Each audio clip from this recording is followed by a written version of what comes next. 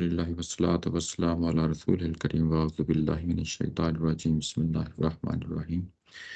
ہم سورہ انعام کا جس ٹاپک پہ ہم پچھلی دفعہ جو نا پڑھ رہے تھے، یہ حلال و حرام کی بحث تھی، اور یہ ایک نیا ٹاپک تھا جو ہم نے شروع کیا تھا۔ اور اس سورہ کے اندر، اور عمومی طور پہ ہر سورہ کے اندر جب مضامین آگے بڑھتے ہیں تو ظاہر ہے کہ اس میں ڈفرینٹ ٹاپکس آتے ہیں، وہ سارے کے سارے جو سورہ کا عمومی مزاج ہوتا ہے اس کے مطابق ہی ہوتے ہیں۔ ایسا نہیں ہوتا کہ کوئی ایسی چیز ہو، کوئی علیحدہ سے ہو، جو چیز پیچھے سے چلی آ رہی ہوتی ہے، اسی بحث کے زیر تحت وہ چیزیں جو ہے نا ہمارے سامنے آتی ہیں۔ ظاہر ہے کہ پیچھے شرک کے حوالے سے باتیں ہو رہی تھیں، توحید کے حوالے سے باتیں ہو رہی تھیں، اور حلال و حرام کی بحث جو ہے یہ بھی توحید کا اور شرک کے پہلو سے اس میں ایک بڑی اہمیت ہے، کہ جس میں جو ہے نا مشرکانہ چیزیں جو ہیں وہ در آتی ہیں حلال و حرام کی بحث میں، کھانے پینے کے معاملے میں، پرونوش کی چیزوں میں۔ تو یہ موضوع جو تھا، یہ اصل یہ کہ کچھ ایسی چیزیں تھیں جو ان لوگوں نے، یعنی مشرکین مکہ نے حرام ٹھہرا لی تھیں، لیکن اصلاً جو ہے وہ حلال تھیں۔ یعنی جب سے حضرت ابراہیم علیہ السلام، حضرت اسماعیل علیہ السلام کا جو زمانہ گزرا ہے، اس کے بعد ان کے ہاں صدیوں میں کئی نسلیں گزریں، اور وقت کے ساتھ ساتھ چیزیں جو ہے نا بدلتی چلی گئیں، اور انہوں نے کچھ ایسی چیزوں کو حرام ٹھہرا لیا تھا جو اصلاً حلال تھیں۔ تو وہ یہاں پہ بتایا جا رہا ہے کہ ان کو تم کھاؤ، یہ اصلاً حلال ہی تھیں حضرت ابراہیم علیہ السلام کے زمانے سے، لیکن انہوں نے اپنی مشرکانہ جو بدعات کی وجہ سے یہ ساری چیزیں جو حرام کی جو لسٹ تھی اس میں ان کو شامل کر لیا تھا۔ یہ بات ہو رہی تھی، اور ہم یہاں تک پہنچ گئے تھے کہ یہ 118 نمبر جو آیا ہے اس میں یہ پیراگراف شروع ہوا تھا، وہ یہی تھا کہ جن چیزوں پہ تم اللہ کا نام لیتے ہو، لیکن وہ چیزیں یعنی جو جانور حلال ہیں، طیب ہیں، اور ان پہ تم اللہ کا نام لیتے ہو، تو تم جو ہے نا ان کو کھاؤ۔ تم کیوں نہیں کھاتے؟ یعنی یہ کہ ان کو اس چیز پہ ابھارا جا رہا ہے، کیونکہ صدیوں کی جو روایت بن جاتی ہے، جس میں انسان جو ہے نا کسی چیز کو تقدیس کا ایک روپ دے دیتا ہے، ان کو مقدس ٹھہرا دیتا ہے، تو اس کے بعد مشکل ہو جاتا ہے۔ ایون دو کہ اگر کسی سٹیج پہ یہ بتا دیا جائے کہ یہ تو حلال تھیں، لیکن اس کے باوجود انسانی طبیعت جو ہے وہ راغب نہیں ہوتی، اس کی طرف مائل نہیں ہوتی، تو اس کے لیے کہا گیا کہ تم یہ چیزیں جو ہیں جن پہ اللہ کا نام لیا جاتا ہے وہ اصلاً حلال ہیں، ان کو جو بتا دیا گیا ہے تمہیں، تو ان کو کھاؤ۔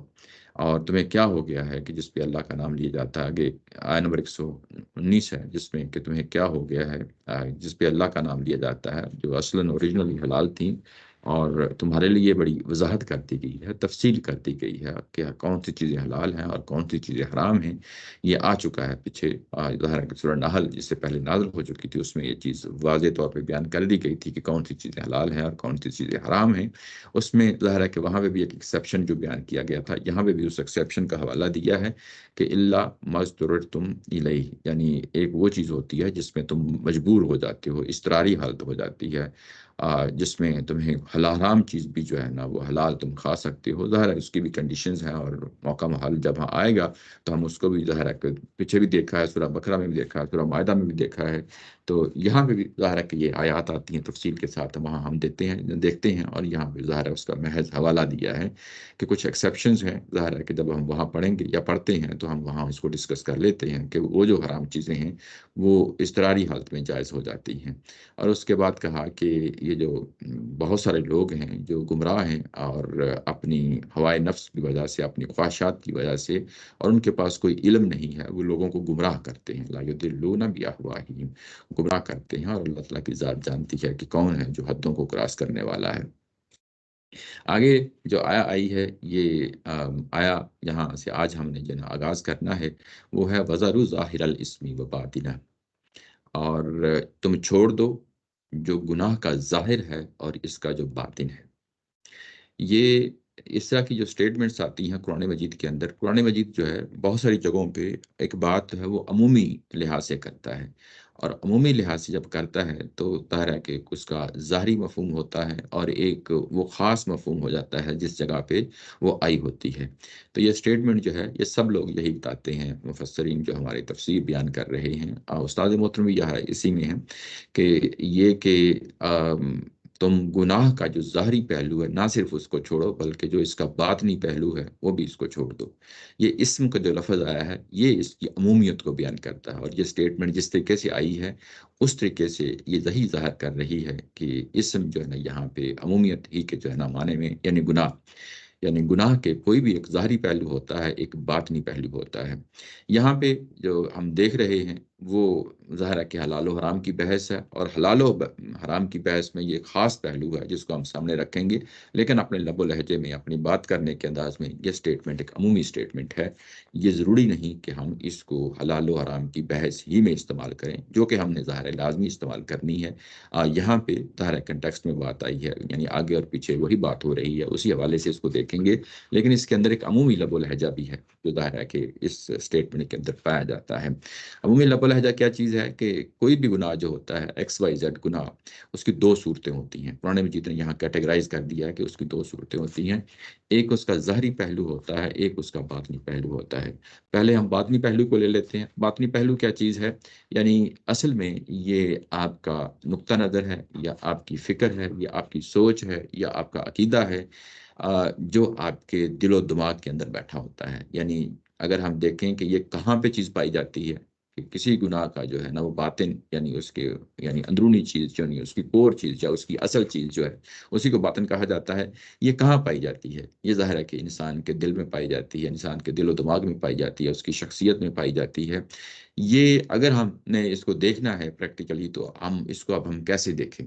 ظاہر ہے کہ اس کو کسی مثال سے دیکھا جائے گا، تو جو یہاں پہ موضوع ہے وہ شرک کا موضوع ہے، یعنی حلال و حرام کی بحث ہے، تو اس کی مثال جو ہے نا وہ سامنے رکھتے ہیں کہ ایک شرک وہ ہوتا ہے جس کو ہم، شرک کیا ہوتا ہے اصل میں؟ اللہ تعالیٰ کی ذات، صفات اور اس کے جو حقوق ہیں اس میں کسی کو جو ہے نا شامل کر لینا۔ ذات کا مطلب یہ ہے کہ آپ کو پتہ ہی ہے شخصیت کو کہا جاتا ہے، تو ذات میں حصے دار بنا لینا، جیسا کہ ظاہر ہے کہ یعنی ہم نہیں بلکہ عیسائیت جو سمجھتی ہے کہ یعنی حضرت عیسیٰ علیہ السلام جو ہیں وہ ذات کا حصہ ہیں، یعنی ان کی اولاد ہیں، یعنی ذات کا حصہ ہے کہ یہ بھی ہوتا ہے۔ تو یہ مختلف مذاہب کے اندر جو ہے نا اس طرح کی تعبیرات رہی ہیں۔ ہمارے ہاں صوفیہ کرام کے ہاں بھی یہ ایک چیز رہی ہے جس کو ہم وحدت الوجود کہتے ہیں۔ وہ وحدت الوجود کیا ہے کہ جب اللہ تعالیٰ کی ذات نے جو ہے نا، اصل تو اللہ تعالیٰ کی ذات ہے، لیکن جب اس نے ایک اپنا تجسیم اختیار کی، یعنی آگے اس نے کوئی شکل اختیار کی، تو پوری کائنات کی جو ہمارے سامنے آتی ہے اس میں ڈھل گیا، تو اس میں ڈھل گیا، اس کو وحدت الوجود یعنی کہا جاتا ہے۔ یہ بالکل اسی طرح کا نظریہ ہے جس طریقے سے جو ہے نا عیسیٰ علیہ السلام کے بارے میں عیسائی کہتے ہیں کہ ان کا بیٹا ہے، تو وہ ایک ظاہر ہے کہ متعین شخص سامنے آ جاتا ہے، لیکن وحدت الوجود میں متعین چیز سامنے نہیں آتی بلکہ پوری کائنات آ جاتی ہے، ہر چیز جو ہے نا اس میں پھر شامل ہو جاتی ہے۔ یہی وجہ ہے کہ اس کو وحدت الوجود یعنی ایک ہی وجود ہے، یعنی وحدت یعنی اس کے اندر یہ کہا جاتا ہے کہ ایک ہی وجود ہے۔ تو یہ چیزیں جو ہے نا یہ ظاہر ہے کہ یہ بھی شرک ہے۔ یہ شرک جو ہے یہ ذات کا شرک کہلاتا ہے۔ اس کے بعد صفات کا شرک ہوتا ہے۔ صفات کا شرک یہ ہوتا ہے کہ اللہ تعالیٰ کی ذات کی کچھ ایٹریبیوٹس ہیں اس میں لوگوں کو شامل کر لیا جائے، یعنی ایک سمیع علیم ہے، یعنی اللہ بھی سنتا ہے، کچھ لوگ اور بھی سنتے ہیں ہماری آوازوں کو یا ہماری جو ہے نا دعاؤں کو، تو یہ صفات کے اندر جو ہے نا شرک ہو جاتا ہے۔ ایک حقوق ہوتا ہے، حقوق کے اندر شرک کیا ہوتا ہے؟ کچھ چیزیں ہیں جو صرف اللہ کے لیے خالص ہوتی ہیں، جیسے عبادت ہے، تو یہ ظاہر ہے کہ کسی اور کی عبادت نہیں بجا لائی جا سکتی، تو یہ اللہ کے حقوق ہیں۔ اللہ کے حقوق میں بھی شامل کسی کو کر لینا یہ بھی شرک کہلاتا ہے۔ یہ اصل میں جب یہ ایک تصور ہوتا ہے، یہ جو تصور ہے یہی اس کا باطنی پہلو ہے۔ اب ہم اس کو دیکھتے ہیں کہ اس کے خارج میں کیا چیز ہے، ظاہر میں کیا چیز پڑی ہوئی ہے۔ تو خارج میں یا ظاہر میں کیا چیزیں ہوتی ہیں؟ وہ بت ہوتے ہیں، وہ بت ہوتے ہیں، یا جو ہے نا کھانے پینے کی بحث میں ہم جائیں تو جس طرح یہاں بحث چل رہی ہے کہ انہوں نے کچھ جانوروں کو حرام ٹھہرا دیا، اوریجنلی وہ حلال تھی، ٹھیک ہے نا، جس طرح صاحبہ آگے چل کے نام آئے گا، ان جانوروں کو خاص نام دیے جاتے ہیں، ٹھیک ہے۔ تو یہ جو جانور ہوتے ہیں یہ انہوں نے مخصوص کر دیے تھے بتوں کے لیے کہ اب ان کو کوئی ہاتھ نہیں لگا سکتا، یہ حرام ہیں۔ تو اس طریقے آگے یعنی سورہ کے اندر جو ہے نا، اگلی سورہ کے اندر بھی جو ہے نا یہ اس موضوع کو یعنی قرآن مجید لے کے آئے گا، اور وہ نام بھی جو ہے نا ہمارے سامنے آ جائیں گے جو ظاہر ہے کہ جن کو یہ حرام سمجھتے تھے اور اصلاً وہ حلال تھے۔ اچھا، تو یہ جو باہر یا اس طرح کی اور جو چیزیں ہوتی ہیں جیسے نظر و نیاز ہے جو بزرگوں کے لیے یا ڈھیریوں کے لیے یا قبروں کے لیے، تو یہ ظاہر میں جو ہمارے پاس جو چیزیں آتی ہیں ان کو ظاہر کہا جاتا ہے، اور باطن جو آپ کے اندر کی چیز ہوتی ہے اس کو باطن کہا جاتا ہے۔ اچھا، اب یہ کہا جائے کہ ان کو چھوڑ دو، یہ اب بڑی معمولی چیز نہیں ہے۔ یعنی جو کچھ بھی تمہارے دل و دماغ کے اندر، تمہاری فکر اور سوچ کے اندر جو چیز بیٹھی ہے، اور وہ اصلاً گناہ ہے، یعنی اس کا باہر جب نتیجہ نکلے گا خارج میں تو وہ گناہ ہے، تو وہ چیز جو تمہارے اندر دل کے اندر بیٹھی ہے اس کو بھی چھوڑ دو، اور جو خارج کے اندر بیٹھی ہے اس کو بھی چھوڑ دو۔ اب اس کا مطلب یہ ہوا کہ آپ کا عقیدہ، آپ کا نقطہ نظر، آپ کی فکر، آپ کی سوچ، اور خارج میں جتنے بھی اس کی مینیفیسٹیشنز ہیں، جتنے بھی اس کی فارمز ہیں، وہ سب شکلوں کو جو ہے نا تم اس کو چھوڑ دو۔ یہ بعض اوقات یہ کہا جاتا ہے نا کہ میں جو ہے نا اندر سے بڑا پاک صاف ہوں، اور باہر سے اگر کوئی غلطی ہو جاتی ہے تو کوئی بات نہیں۔ تو یہ بیسیکلی دونوں کو ایڈریس کر رہی ہے یہ چیز، یعنی یہ ایک معمولی چیز نہیں ہوتی۔ اس کی وجہ یہ ہوتی ہے کہ یوں ہی آپ تھوڑا سا یعنی کسی کو سپیس دیتے ہیں، یا اپنی سوچ کو سپیس دیتے ہیں کہ ٹھیک ہے کوئی بات نہیں، لیکن اندر سے میں جو ہے نا مضبوط ہوں، باہر میں کوئی غلطی ہو جائے یا کمی بیشی ہو جائے تو اس سے کوئی فرق نہیں پڑتا، اصل چیز جو ہے نا وہ اندر کی چیز ہوتی ہے۔ ہمارے یہاں بعض اوقات یہ لوگ اس پہلو سے بھی سوچتے ہیں، تو یہاں قرآن مجید نے دونوں چیزوں کو ایڈریس کیا ہے، دونوں چیزوں کو ایڈریس کیا ہے کہ آپ کو دونوں چیزوں کو چھوڑنا پڑے گا۔ یعنی یہ کہ تم جو ہے نا پہلے ان جانوروں کو جنہیں تمہیں کہا جا رہا ہے کھاؤ، تمہیں ان جانوروں کو تمہیں جو ہے نا حرام سمجھتے تھے، اصلاً وہ حلال تھی، تو تم اب کیا وجہ ہے کہ جب ایک چیز سامنے آ گئی ہے تو پھر اس کے بعد اب آپ کے دل و دماغ میں اندر جو چیز بیٹھی ہوئی ہے اس کو بھی صاف کر لو، اور خارج میں بھی چیز آئی ہے اس کو بھی صاف کر لو۔ دونوں جو ہے نا ایک ہی پوزیشن پہ، ایک ہی لیول پہ آ جانی چاہیے، یہ بات ہے جس کو یہاں پہ ہائی لائٹ کیا جا رہا ہے۔ اچھا، اس کا ایک دوسرا پہلو ہے، ہم ظاہرہ تقابل میں بھی چیزیں دیکھ رہے ہوتے ہیں قرآن مجید کے اندر۔ دوسرا پہلو یہاں پہ تو اسم کی بات ہوئی نا، گناہ کی بات ہوئی ہے، اور جو اس کے بالکل اپوزٹ ہے وہ کیا ہے؟ نیکی ہے نا۔ تو نیکی کے بارے میں بھی چیز واضح رہنی چاہیے کہ نیکی کا بھی ایک ظاہر ہوتا ہے اور ایک باطن ہوتا ہے۔ یعنی یعنی باطن کیا ہوتا ہے کہ آپ اس کو اچھا سمجھتے ہیں، ٹھیک ہے نا، یہ کہ آپ اس کو پروموٹ کرتے ہیں، آپ چاہتے ہیں کہ یہ میرے یعنی میں بھی خود پہ اس پہ عمل پیرا ہوں، میرے ارد گرد کے ماحول، میرے بچے، میری اولاد، میرے جو ہے نا ماحول میں دوست احباب سب لوگ جو ہے نا اس پہ اس کی پیروی کریں۔ تو یہ آپ کا باطن ہے نیکی کے حوالے سے۔ نیکی کیا ہے؟ اللہ کے حقوق ادا کرنا ہے، لوگوں کے حقوق ادا کرنے ہیں، لوگوں کے ساتھ خیر خائی کا معاملہ کرنا، اچھا جو ہے نا حسن سلوک کرنا ہے، یہ ساری چیزیں جو ہے نا نیکی کی چیزیں ہوتی ہیں۔ یہ باطن ہے، یعنی انسان کے باطن کے اندر جو ہے نا ایک خواہش پیدا ہو اور اس کے بعد وہ مضبوطی سے بیٹھ جائے، یہ باطن کہلاتی ہے۔ اور اس کے بعد خارج میں کیا چیز ہے؟ خارج میں جب آپ اللہ تعالیٰ کی اطاعت کریں گے، اللہ تعالیٰ کی عبادت کریں گے، تو کچھ رسوم ہیں، جیسے نماز ہے، روزہ ہے، حج ہے، زکوٰۃ ہے۔ جب انسانوں کے ساتھ معاملہ کریں گے تو ان کے حقوق ادا کریں گے، زکوٰۃ ہے، صدقات ہیں، جو ذمہ داریاں آپ کے اوپر آتی ہیں، گھریلو ذمہ داریاں ہیں، آپ معاشرے کے حوالے سے ذمہ داریاں آپ ادا کرتے ہیں، انسانوں کے حوالے سے ہوں، اللہ کے حوالے سے ہوں، یہ سارے نیکی کے کام ہوتے ہیں۔ تو اصل میں یہ بھی نیکی بھی جو ہے ظاہر ہے کہ باطن رکھتی ہے، اور خارج میں اس کی کچھ رسوم ہوتی ہیں، آپ ان کو بھی جو ہے نا ادا کرتے ہیں۔ تو جس طریقے سے یہ زور کے ساتھ بات کہی ہے کہ اسم کی جو ہے نا وہ تم ظاہری اور باطنی شکلوں کو چھوڑ دو، ایسے ہی ظاہر ہے کہ اس کے تقابل میں جب ہم نیکی دیکھتے ہیں تو اس کے لیے بھی یہی جذبہ ہونا چاہیے کہ اس پہ یعنی استقامت ہونی چاہیے، آپ کے اندر جو ہے نا خواہش جنم لینی چاہیے، اس کو پروموٹ کرنا چاہیے، اور اس کے بعد باہر میں جو خارج میں اس کی جو فارمز پڑی ہیں، مینیفیسٹیشنز پڑی ہیں، ان پہ بھی جو ہے نا جم جانا چاہیے۔ یہ دونوں پہلو ظاہر کے سامنے رہنے چاہیے۔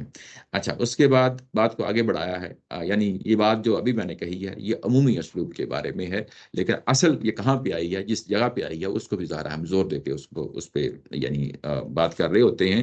کوئی بھی اسٹیٹمنٹ ان آئسولیشن نہیں ہوتی، یعنی کوئی سیپریٹ پر نہیں پڑی ہوتی، وہ کسی کنٹیکسٹ میں آ رہی ہوتی ہے۔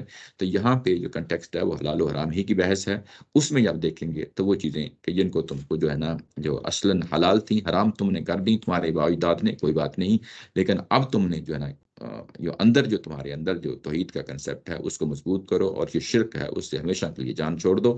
ابھی جو نا یہ کہ ظاہر باطن تمہارا ایک ہی ہونا چاہیے۔ ان الذین یکسبون الاسم سیجزون بما کانوا یقترفون، وہ لوگ جنہوں نے جو ہے نا یہ گناہ کما رہے ہیں، یعنی اس پہ یعنی پرعزم ہیں کہ وہ ویسا ہی کریں گے جیسا کہ جو ظاہر ہے کہ ان کے آباء و اجداد کرتے آئے ہیں، تو ان کے لیے کہا کہ سیجزون، ہم ان کو بدلہ دیں گے جو کچھ وہ کماتے رہے ہیں۔ ایک طرف کا مطلب کمانا ہوتا ہے، جو کچھ وہ کماتے رہے ہیں ان کو ہم اس کا بدلہ دیں گے۔ یہ وہی لوگ ہیں جو مخالفین ہیں۔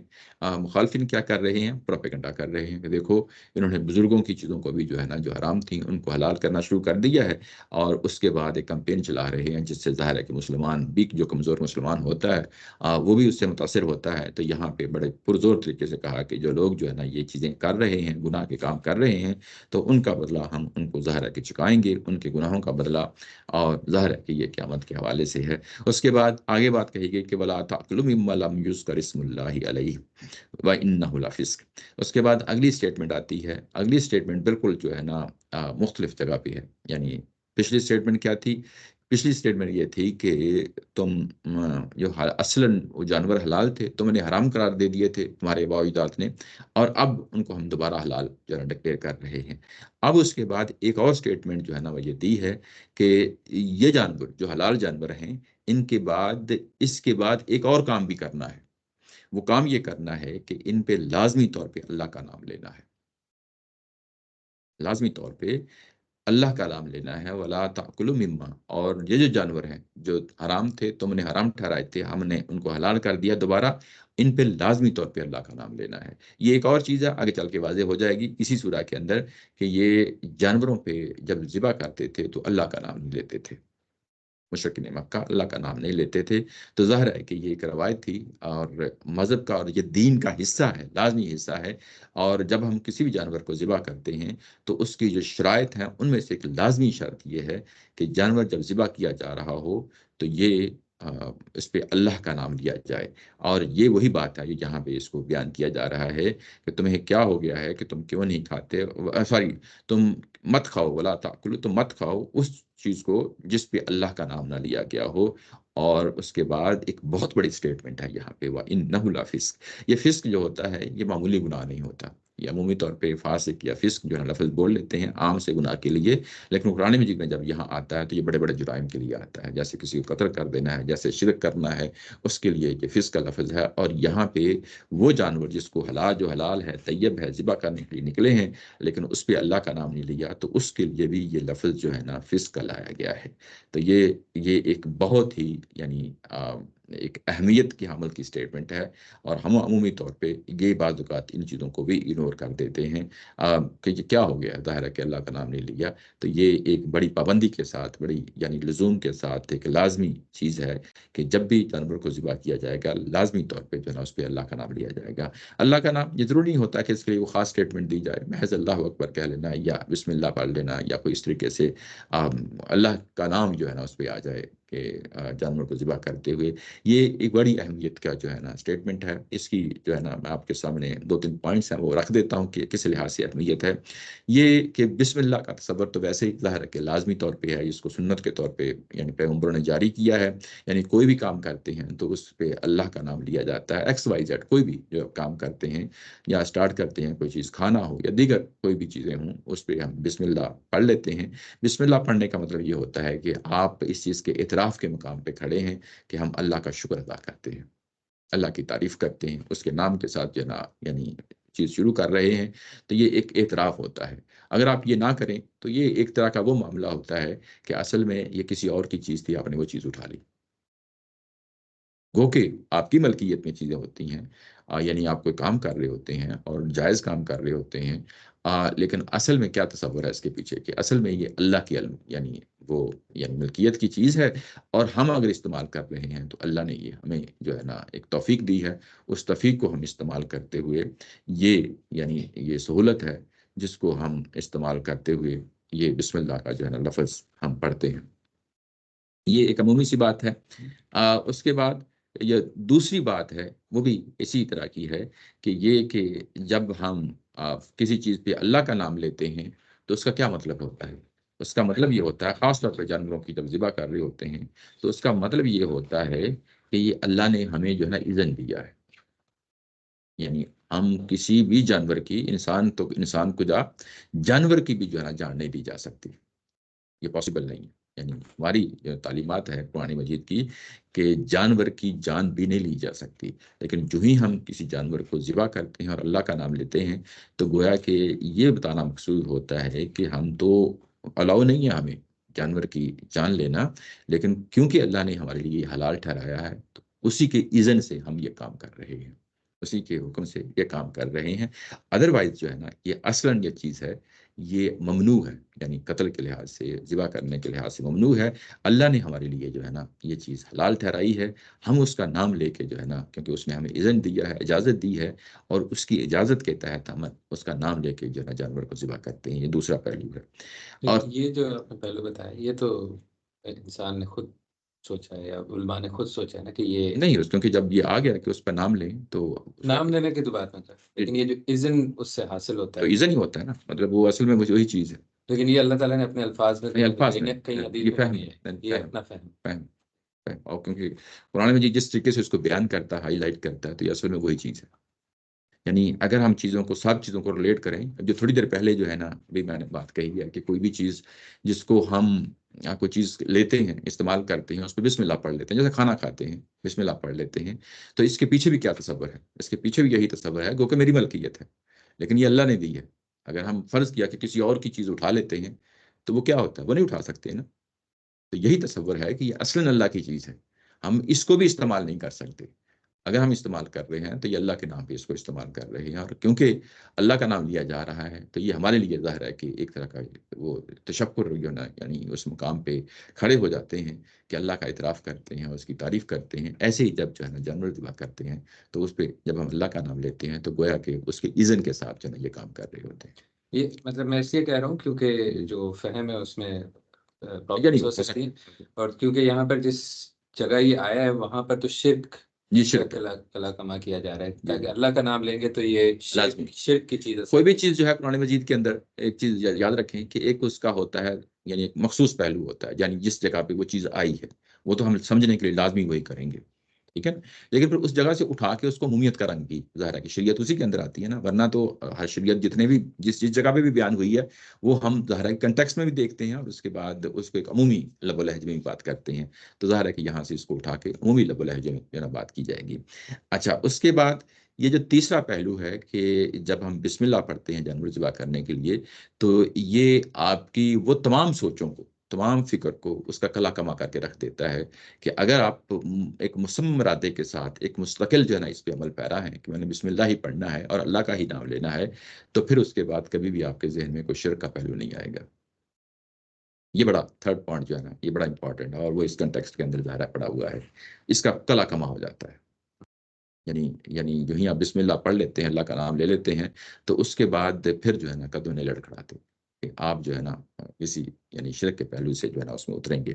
اچھا، یہ چیزیں واضح ہو گئی جی؟ ایک سوال یہ تھا کہ یہ جو اللہ کا نام لینا تھا یہ دین ابراہیمی میں شامل تھا یا یہ نہیں، انبیاء صلی اللہ علیہ وسلم کے اس سے شامل ہے، پہلے سے شامل؟ تو شامل، یہ تو انہیں بدعت یہ کی کہ اللہ کا نام لینا بند کر دیا۔ بند کرتی، بند نہیں کرتی۔ بڑا مشکل چیز ہے کہ ایک جو سنت چلی آ رہی ہے اس کو اس طرح سے ختم کر دینا ہو جاتا کہ کیسے، کیونکہ بہت سارے لوگ، سنت تو یہی ہے نا، جی، بہت سارے لوگ فالو کر رہے ہوں، جی جی تو ایک انسان اگر کرنا بند کر دے تو اس کی فالوئنگ میں باقی لوگ تو نہیں بند کر دیں گے۔ جی، ضروری دیکھو، باقی جس طرح ہمارے ہاں ابراہیم علیہ السلام کی روایت میں بنی اسرائیل کا جو ہے نا وہاں تو فالو کیا جا رہا تھا اس چیز کو، اور ہو سکتا ہے کہ عربوں کے ہاں باقی اور جگہ بھی پاسبلٹی ہے، میں اس کا انکار نہیں کرتا، لیکن جن کو مخاطب کروں قرآن مخاطب ہے، آگے چل کے بتائے گا کہ ان کا یہ نقطہ نظر ہے کہ اللہ کا نام لینا کوئی ضروری نہیں ہے، یعنی آگے چل کے یہ پتہ چل جائے گا۔ ویسے یہاں سے کہیں سے یہ بات پتہ چل رہی ہے کہ یہ پہلے سے تھا جو اللہ تعالیٰ دوبارہ بحال کر رہے ہیں اس سنت کو؟ جی، یہ اب آگے چل کے یہ سارا موضوع جو ہے اس کو ابراہیم علیہ السلام کے ساتھ جوڑ دیا جائے گا، یعنی جتنے بھی باتیں بتائی جا رہی ہیں یہ بتایا جا رہا ہے، آگے چل کے اگر آیات آ جائیں گی یہ کہا جائے گا کہ یہ اصل میں وہاں سے چلی گئی، یعنی تو جو ہے نا یہ چیز ان کو دی تھی اور اس کے مطابق یہ ساری چیزیں چلی آ رہی ہیں۔ جی، آگے بڑھتے ہیں۔ اس کے بعد ہے کہ یہ جو لفظ ہے وَإِنَّهُ لَفِسْقٌ، یہ میں نے کہا کہ اس کو ہمیشہ پلے باندھ لیں، یہ بڑے بڑے گناہوں کے لیے آتا ہے۔ اور اب یہاں پہ ایک اور پریکٹیکل سچویشن سامنے آ جاتی ہے، وہ سچویشن یہ ہے کہ اگر فرض کیا کسی سے غلطی سے بسم اللہ نہیں پڑھا گیا تو پھر کیا ہوگا؟ وہ جو غلطی کا معاملہ ہوتا ہے وہ بھول چکا ہوتا ہے، اس کو یعنی اگنور کر دیا جاتا ہے، اس کو کہا جاتا ہے کوئی مسئلہ نہیں۔ یعنی ایک عام مسلمان سے تصور نہیں کیا جا سکتا کہ وہ جب جانور ذبح کرے گا تو اللہ کا نام نہ لے گا۔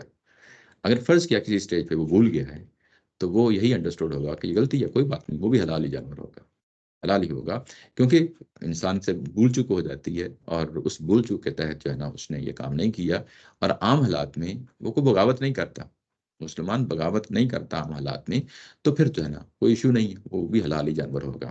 لیکن اگر کوئی شخص جان بوجھ کے جو ہے نا ایسا کرتا ہے تو وہ جانور پھر ظاہر ہے کہ حلال نہیں. یا آپ نے کہا نا کہ اللہ کا اذن، یہ وہ سامنے آ جاتا ہے کہ اس کے اپوزٹ کو ذرا سامنے رکھیں، کھا کے دکھائیں. کیونکہ میں اس لیے کہہ رہا تھا کہ یہ چیزیں اگر اس طرح سے جان لینے کے لیے اللہ کا عزت، تو پھر جو کسی کو پھانسی دیتا ہے، کسی کو ہاتھ کاٹتا ہے، اب وہ ہاں ساری چیزیں وہاں وہ پر بھی اللہ کا اذن ہے. ہاں، وہ بھی وہاں اللہ پر کا بھی آپ کو اللہ اکبر یا بسم اللہ بولنا پڑے گا. نہیں پھر نہیں اس طرح نہیں، کھانے کے لیے نا اس کو. جان لینے کے لیے تو آپ اذن لے رہے ہیں نا. اس کے بعد اس کو کھائیں یا نہ کھائیں وہ تو ایک الگ چیز ہے. آپ اگر جان لینے کے لیے آپ اذن دیکھو حاصل دیکھو کر رہے ہیں، تو میں اس لیے کہہ رہا ہوں کہ یہ فہم ہی ہے ہمارا. جی، یہ دیکھیں، یہ جو کسی کی شخص کی جان لی جاتی ہے نا، تو اس میں بھی اللہ تعالیٰ کی ذات یہی کہتی ہے کہ یہ بھی میں نے اختیار دیا ہے. کسی کو اگر قتل کرنا ہے تو قتل کرنے کی جو ذمہ داری ہے وہ اللہ اپنے اوپر لیتا ہے کہ یہ میں نے اختیار دیا ہے. ٹھیک ہے نا. لیکن کیونکہ وہاں پہ وہ قتل کرنے کے لیے بسم اللہ کا جو ہے نا لازمی پارٹ نہیں ہے. صحیح بات سمجھ رہے ہیں نا. لیکن یہاں پہ بسم اللہ کا لازمی پارٹ ہے. یہ جانور کے کنٹیکس میں بات کہی جا رہی ہے کہ جانور کی جان لی جا رہی ہے تو ظاہر ہے کہ وہ اللہ کا اذن، اسی کے تحت جو ہے نا جانور کی جان جو ہے نا وہ لی جا رہی ہے. اس کا اپوزٹ سوچیں، یہ کہ نہ پڑھیں تو کیا وہ جانور پھر جو ہے نا ظاہر ہے کہ وہ تو حرام ہو حرام جائے گا، ہو جائے لیکن گا. اس کا اصل جو پرائمری جو ریزن ہے وہ شرک کیا ہے. یہ شرک ہے، اس میں کوئی شک نہیں ہے. اچھا، اس کے بعد آگے جو نا بڑھتے ہیں. آگے یہ جو بات ہے کہ یہ فسق جو ہے، یہ اب آپ اس کی جو ایکویشن ہے دونوں سائڈوں پہ اس کو دیکھ لیں کہ آگے چل کے میں آپ کو بتاتا ہوں کہ 121 ہے، آگے 141 ہے. 141 جو ہے نا آیا، میں آپ کے سامنے کھول لیا، یہ آگے آئے گی آیا ابھی. اس میں یہ کہا گیا ہے کہ جو اللہ کا نام لیے بغیر جو ہے نا جانور تم ذبح کر لیتے ہو نا، اس کے لیے بھی یہی لفظ استعمال کیا، او فسکن اہل لغیر اللہ. یعنی اللہ کا نام نہیں لیا بلکہ کسی اور کا نام لے لیا. اللہ کا نام لے لیا، کسی اور کا نام لے لیا ہے، تو وہ بھی جانور حرام ہو گیا ہے. اب وہ جانور جو کسی اور کے نام پہ ذبح کیا گیا ہے اس کے لیے بھی فسق جو ہے نا اپنے کانسیکوینسز کے لحاظ سے وہی ہے. اور یہاں پہ جب ہم اس کو دیکھتے ہیں تو یہاں پہ بھی وہی ٹرم ہے، لا فسق. اور لا آ گیا ہے، لازمی طور پہ یہ کہا گیا ہے کہ ظاہر ہے کہ یہ فسق ہے. تو دونوں یہ ایک ہی جگہ پہ کھڑے ہو گئے. تو یہ بڑی امپورٹنٹ چیز ہے، اس کے بارے میں کوئی ظاہر ہے کوئی شبہ نہیں ہونا چاہیے اس طرح کی چیز کے.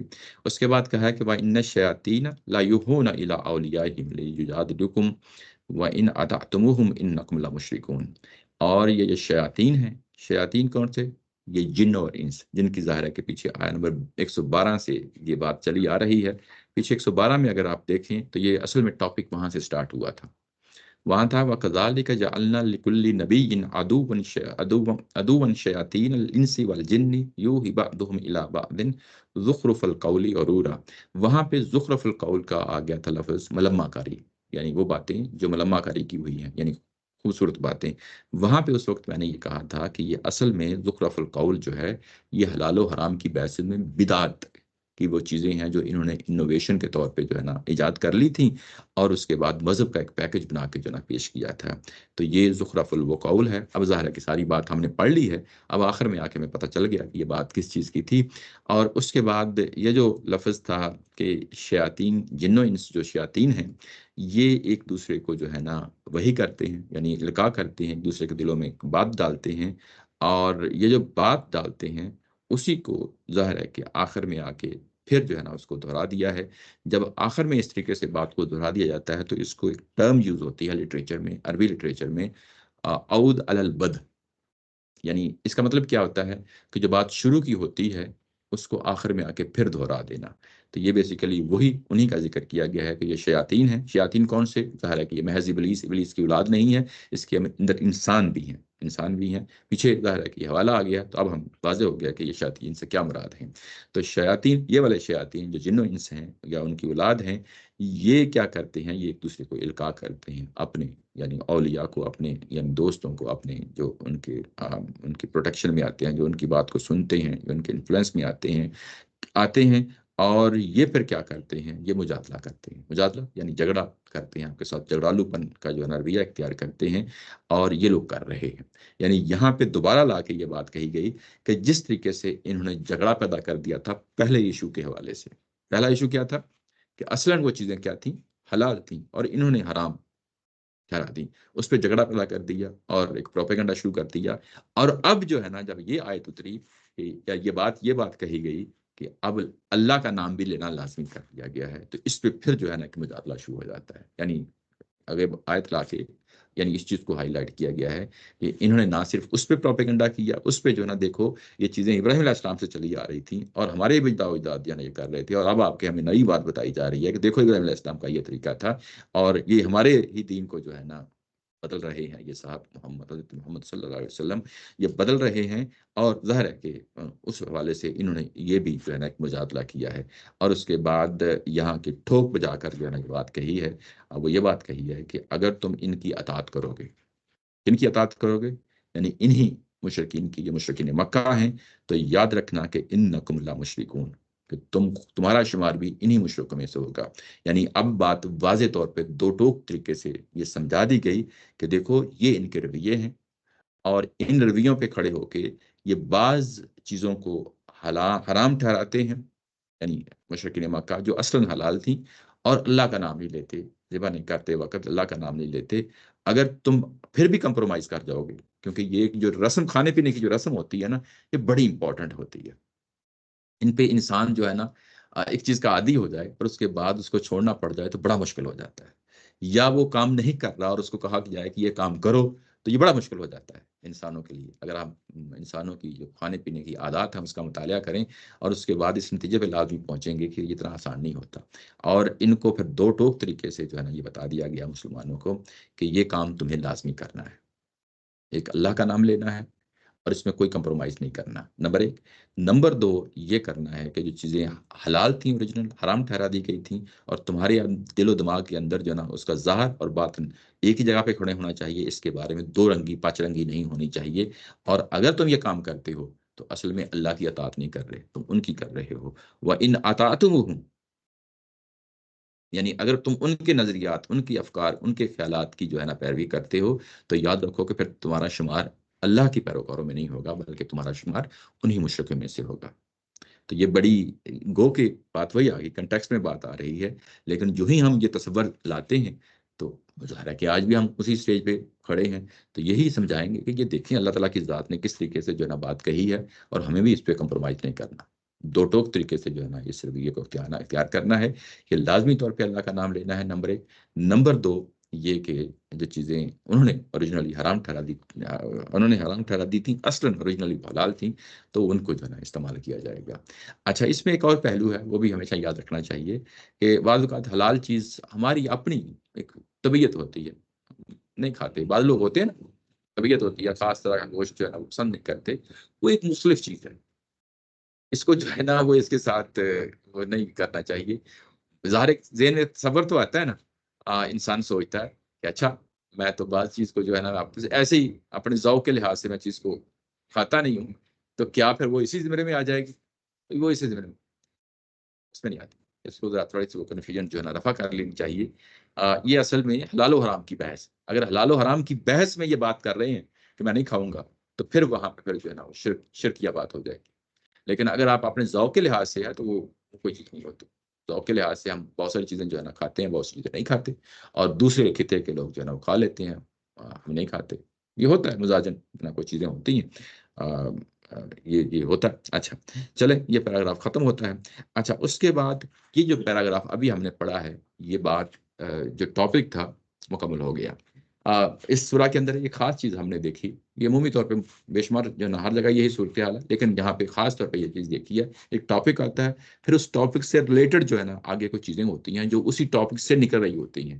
وہ چیزیں قرآن مجید اس کو زیر بحث لے آتا ہے. عموماً جو تصور پایا جاتا ہے تفسیروں کے اندر وہ یہ ہوتا ہے کہ اب اللہ میاں نے یہ کہا، اس کے بعد یہ کہا، اس کے بعد یہ کہا، تو آپس میں کوئی ریلیشن شپ نظر نہیں آتی، اور ہم کنفیوژن ہو جاتے ہیں کہ یار یہ بات کرنے کا کیا طریقہ ہے کہ ابھی ایک بات کی اس کے بعد دوسری بات کی اور آپس میں کیا لنک ہے. یعنی کوئی بھی بات کرے گا، بات کرنے والا جو متکلم ہوتا ہے اس کی بات اگر وہ ایک گھنٹے کی بات کر رہا ہے تو شروع سے لے کے آخر تک جو ہے نا آپس میں جڑی ہوئی بات ہونی چاہیے. اگر وہ جڑی ہوئی نہیں بات ہے تو پھر وہ بات جو ہے نا درمیان میں کچھ اور بات شروع کر دی، اس کے بعد کچھ اور بات شروع کر دی، اس کے بعد کوئی اور کر دی، تو وہ کنفیوژن کا شکار ہو جاتا ہے بندہ۔ تو اصل میں یہ چیزیں ہیں یہ کنفیوژن پیدا نہیں کرتی، بلکہ اگر آپ دیکھ رہے ہوتے ہیں کہ پہلے ایک ٹاپک کو جو ڈسکس کیا پھر اس کے بعد اس سے ریلیٹڈ چیزیں ہیں جن کو جو ہے نا قرآن مجید زیر بحث لے آتا ہے۔ ابھی یہ جو بحث ابھی آگے جو سب سے پہلی بات ہوگی، یعنی اس ٹاپک سے ریلیٹڈ جو ابھی ہم نے پڑھا ہے اس سے بات ہوگی، تو وہ آپ کو پتہ چل جائے گا یہ کہ کس چیز سے ریلیٹڈ ہے۔ اچھا، اوپر بات ہو رہی تھی حلال و حرام کی، کچھ کھانے پینے کی جو ریسٹرکشنز ہیں یا ان کی پرمیسیبلٹی کی جو ہے مطلب اجازت اللہ تعالیٰ کی ذات نے دی ہے، اور اس کی بات ہو رہی تھی۔ وہ جو چیزیں ہیں جو اوپر بات ہو رہی تھیں وہ اصل تو تھی کھانے پینے کی، لیکن ابھی انسانوں کے رویوں کی بات ہونا شروع ہو جائے گی، انسانوں کے رویوں کی بات ہونا شروع ہو جائے گی نا۔ اگر ہم غور کریں تو یہ ٹاپک جو ہے یہ چلا تھا آیا نمبر 112 سے، اور جب یہ آپ کے سامنے ہے، آپ جب 112 سے آغاز ہوا ہے تو اصل میں وہ کن سے ہوا ہے؟ انسانوں سے ہوا ہے۔ انسان کون سے ہیں؟ ایک ایک طرف اللہ کے نبی ہیں، ٹھیک ہے نا، اور نبی کے ساتھ ظاہر ہے کہ نبی کے ماننے والے پیروکار ہیں، صالحین ہیں، صحابہ اکرام ہیں، اور ایک طرف کیا کون ہیں؟ شیاطین ہیں۔ شیاطین کون سے؟ جو جن و انس ہیں۔ اچھا، اب آپ جو دو طرح کے افراد ہیں، یہ بات تو کھانے پینے کی ہو رہی ہے، یہ اصل میں ان کے رویے سامنے آ گئے ہیں۔ حلال و حرام کی بحث میں ایک طرف اہل ایمان ہیں، پیغمبر اس کے اندر شامل ہیں، اور دوسری طرف شیاطین ہیں، مشرکین مکہ ہیں۔ دو طرح کے لوگ ہیں، یہ رویے آگے ہیں۔ اب ان رویوں کو زیر بحث لانا ہے آیا نمبر 122 کے اندر، اور سب سے پہلی جو سٹیٹمنٹ دی ہے، اومن کان میتن فاحیینہ وجعلنا له نورا یمشی به فی الناس کمن مثلہ فی الظلمات لیس بخارج منها کذلک زین للکافرین ما کانوا یعملون۔ نیچے ترجمے میں کریں، تم ان کی پرواہ نہ کرو۔ یہ جو کنیکٹر ہوتے ہیں نا بڑے امپورٹنٹ ہوتے ہیں، تھوڑا سا یعنی استاد محترم کا یہ دعویٰ ہے، ظاہر ہے کہ انسانی ایفرٹ ہے کہ میں نے ترجمے کو بھی ایک نظم کے اندر، یعنی ایک نظم کے اندر، یعنی جو بات پیچھے تسلسل میں آ رہی ہے وہ ایک نظم کے اندر میں نے اس کو پرو دیا ہے۔ یعنی اب اس جو کنیکٹر ہوتے ہیں یہ اصل میں اس چیز کو ظاہر کر رہے ہوتے ہیں کہ پچھلی بات تھی اس کو اگلی بات کے ساتھ ریلیٹ کر دیا ہے۔ ان کی پرواہ نہ کرو، کیوں نہ پرواہ کرو؟ کیونکہ یہ بیسیکلی کیا چیز ہے، پیچھے پروپیگنڈا تھا نا۔ یہ کیا کر رہے تھے؟ یہ یعنی مجادلہ کر رہے تھے۔ تو جب مجادلہ کر رہے ہیں تو یہ کہا گیا کہ ان کی مجادلے کی پرواہ نہ کرو۔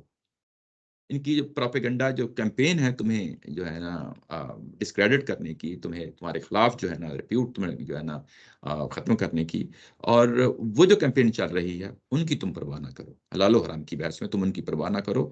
کیا جو مردہ تھا، اب آگے تمثیل بیان کی جا رہی ہے، ایک پیرابل ہے، ایک جو ہے نا حقائق ہے جو بیان کی جا رہی ہے، تمثیل کی صورت میں بیان کی جا رہی ہے کہ یہ سمجھنے کی بات ہے، اس کو سمجھو۔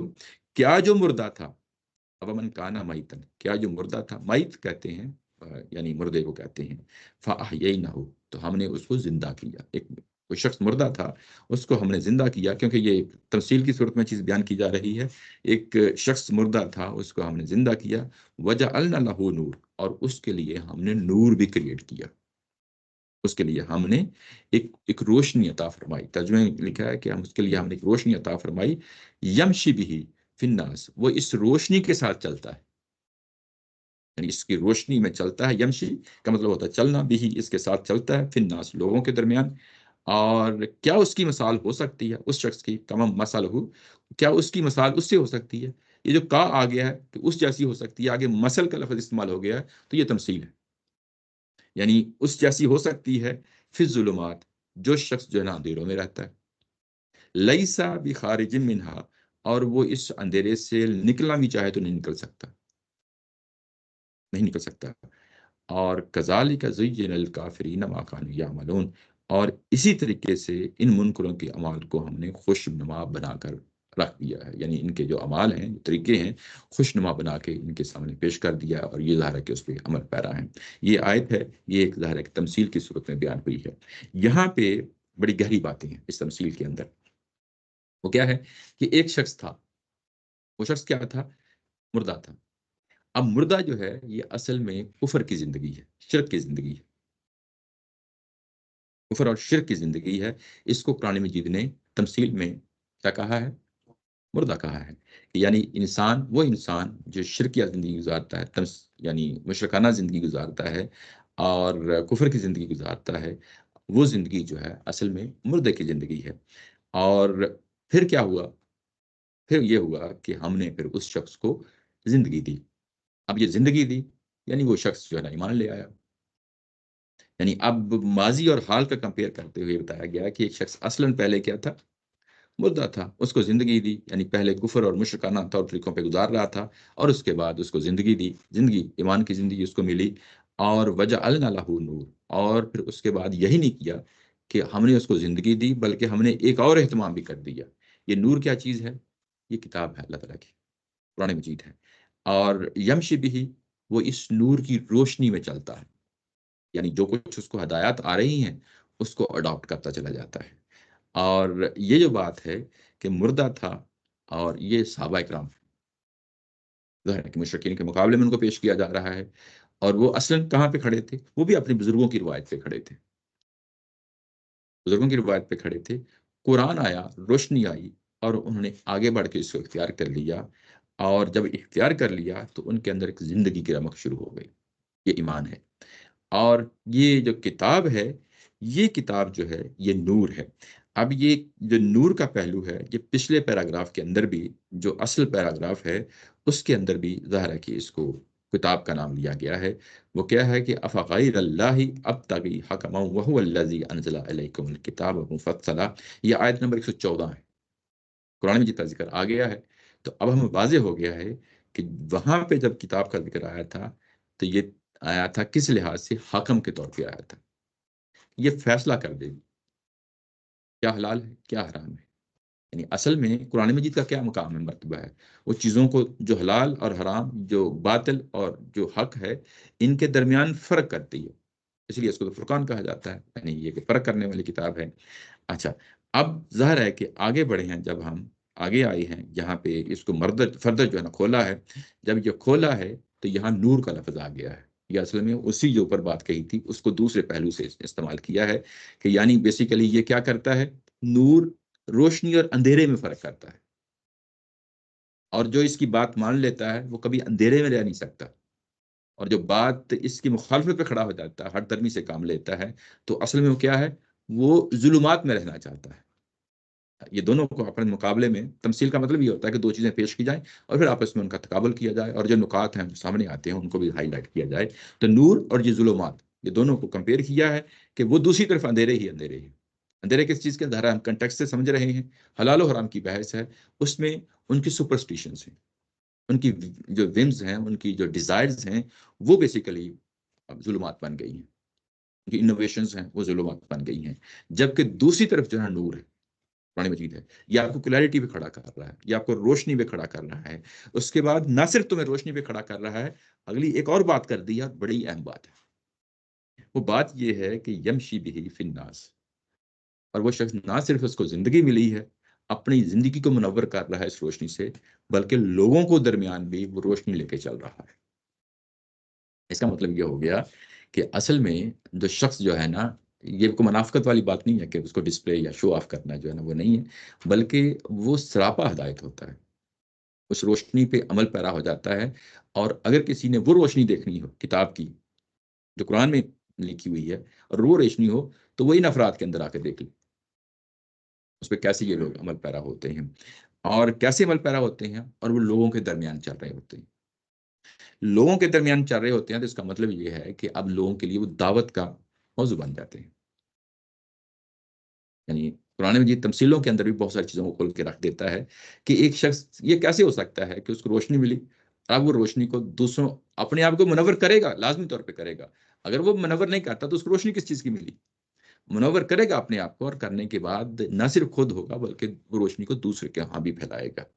یہ بالکل وہی بات ہے جو حضرت عیسیٰ علیہ السلام نے جو ہے نا ایک تفسیر میں بھی لکھی ہے، اور دونوں جو ہے نا وہ مینہ اسلائی صاحب نے اس کو لکھا ہے، کہ یہ وہی بات ہے جو یعنی حضرت عیسیٰ علیہ السلام نے کہی تھی، اور میتھیو جو ہے نا جو ان کی بک ہے اس کے اندر جو ہے نا کوٹیشن ہے، وہ یہ ہے کہ یہ روشنی جو ہے، یہ چراغ جو ہے اللہ کا، اس کو ہمیشہ ایک اونچی مقام پہ رکھیں، نمایاں مقام پہ رکھیں، اس لیے کہ یہ نہ صرف جو ہے نا اپنے آپ کو روشنی دے گا، بلکہ ہر آنے والے کے لیے جو ہے نا روشنی مہیا کرے گا، تاکہ جو ہے لوگ اس راستے میں سے گزریں اور روشنی حاصل کریں۔ اور جب اس روشنی کے اوپر تم کوئی برتن رکھ دیتے ہو، اس تمثیل میں جو حدیث صلی اللہ علیہ وسلم نے بیان کی ہے، تو اس کا مطلب یہ ہوتا ہے کہ تم نے اپنے آپ کو بھی اسی اندھیرے میں جو ہے نا ڈھانک لیا ہے، اور دنیا کو کیا روشنی دو گے۔ تو مطلب یہ ہے کہ یہ جو روشنی تمہیں مل گئی ہے قرآن کی صورت میں، اب یہ روشنی نہ صرف تمہیں منور کر لے بلکہ لوگوں کے درمیان بھی اس روشنی کو لے کے نکلو، یمشی بھی فی الناس۔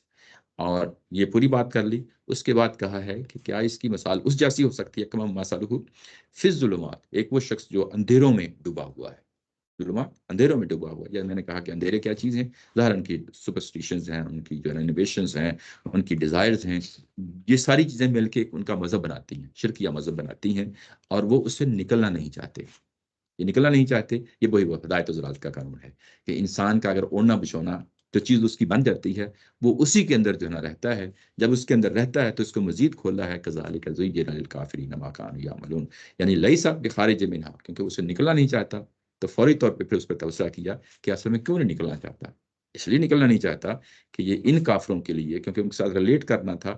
اب جو تمثیل ہوتی ہے وہ کیسے ریلیٹ ہوتی ہے، یہ قرآن مجید خود ہی بتا دیتا ہے، کیونکہ یوں ہی تمثیل ختم ہو گئی، تمثیل تو ختم ہو گئی فی الظلمات تک، لیکن اس لیس بخارج منہا یہاں تک تمثیل ختم ہو گئی۔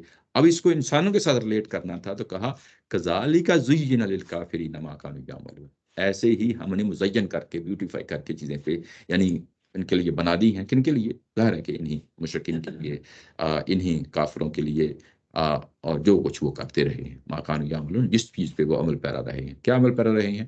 یعنی جو کچھ وہ حلال و حرام کی بحث میں جس چیز پہ عمل پیرا تھے، وہ ان کے لیے مزین کر دی گئی ہیں، اس کے دل ان کے اندر مطمئن ہو گئے ہیں، وہ اسی کے اندر جینا چاہتے ہیں اور روشنی حاصل نہیں کرنا چاہتے۔ اور روشنی، پہلی روشنی تو انسان کے اندر فطرت کی روشنی ہوتی ہے، اس کے بعد ظاہر ہے قرآن مجید آتا ہے تو اس کو نکھار دیتا ہے، پیغمبروں کی جب تعلیم آتی ہے تو اس کو نکھر جاتی ہے۔ تو یہ اصل میں اندھیروں ہی میں رہنا چاہتے ہیں، اور وہ اندھیروں میں کیوں رہنا چاہتے ہیں؟ وہ ہدایت و ضلالت کا قانون ہے۔ ظاہر ہے کہ وہ کئی دفعہ اس چیز کو ہائلائٹ کیا ہے، آگے پھر جو ہے نا اس چیز کو مزید یعنی فردر جو ہے نا اس کو ابھارا ہے، بات کو کیا ہے۔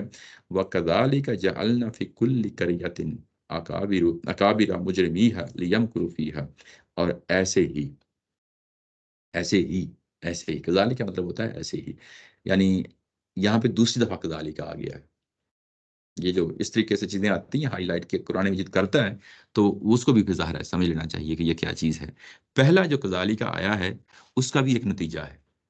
پہلا کذالک کیا ہے؟ زین للکافرین ما کانوا یعملون، وہ کس چیز کا نتیجہ ہے؟ جو پچھلی سٹیٹمنٹ آئی ہے اسی کا نتیجہ ہے نا۔ اب جو پچھلی سٹیٹمنٹ ہے اس سے واو کیا کی آئی ہے؟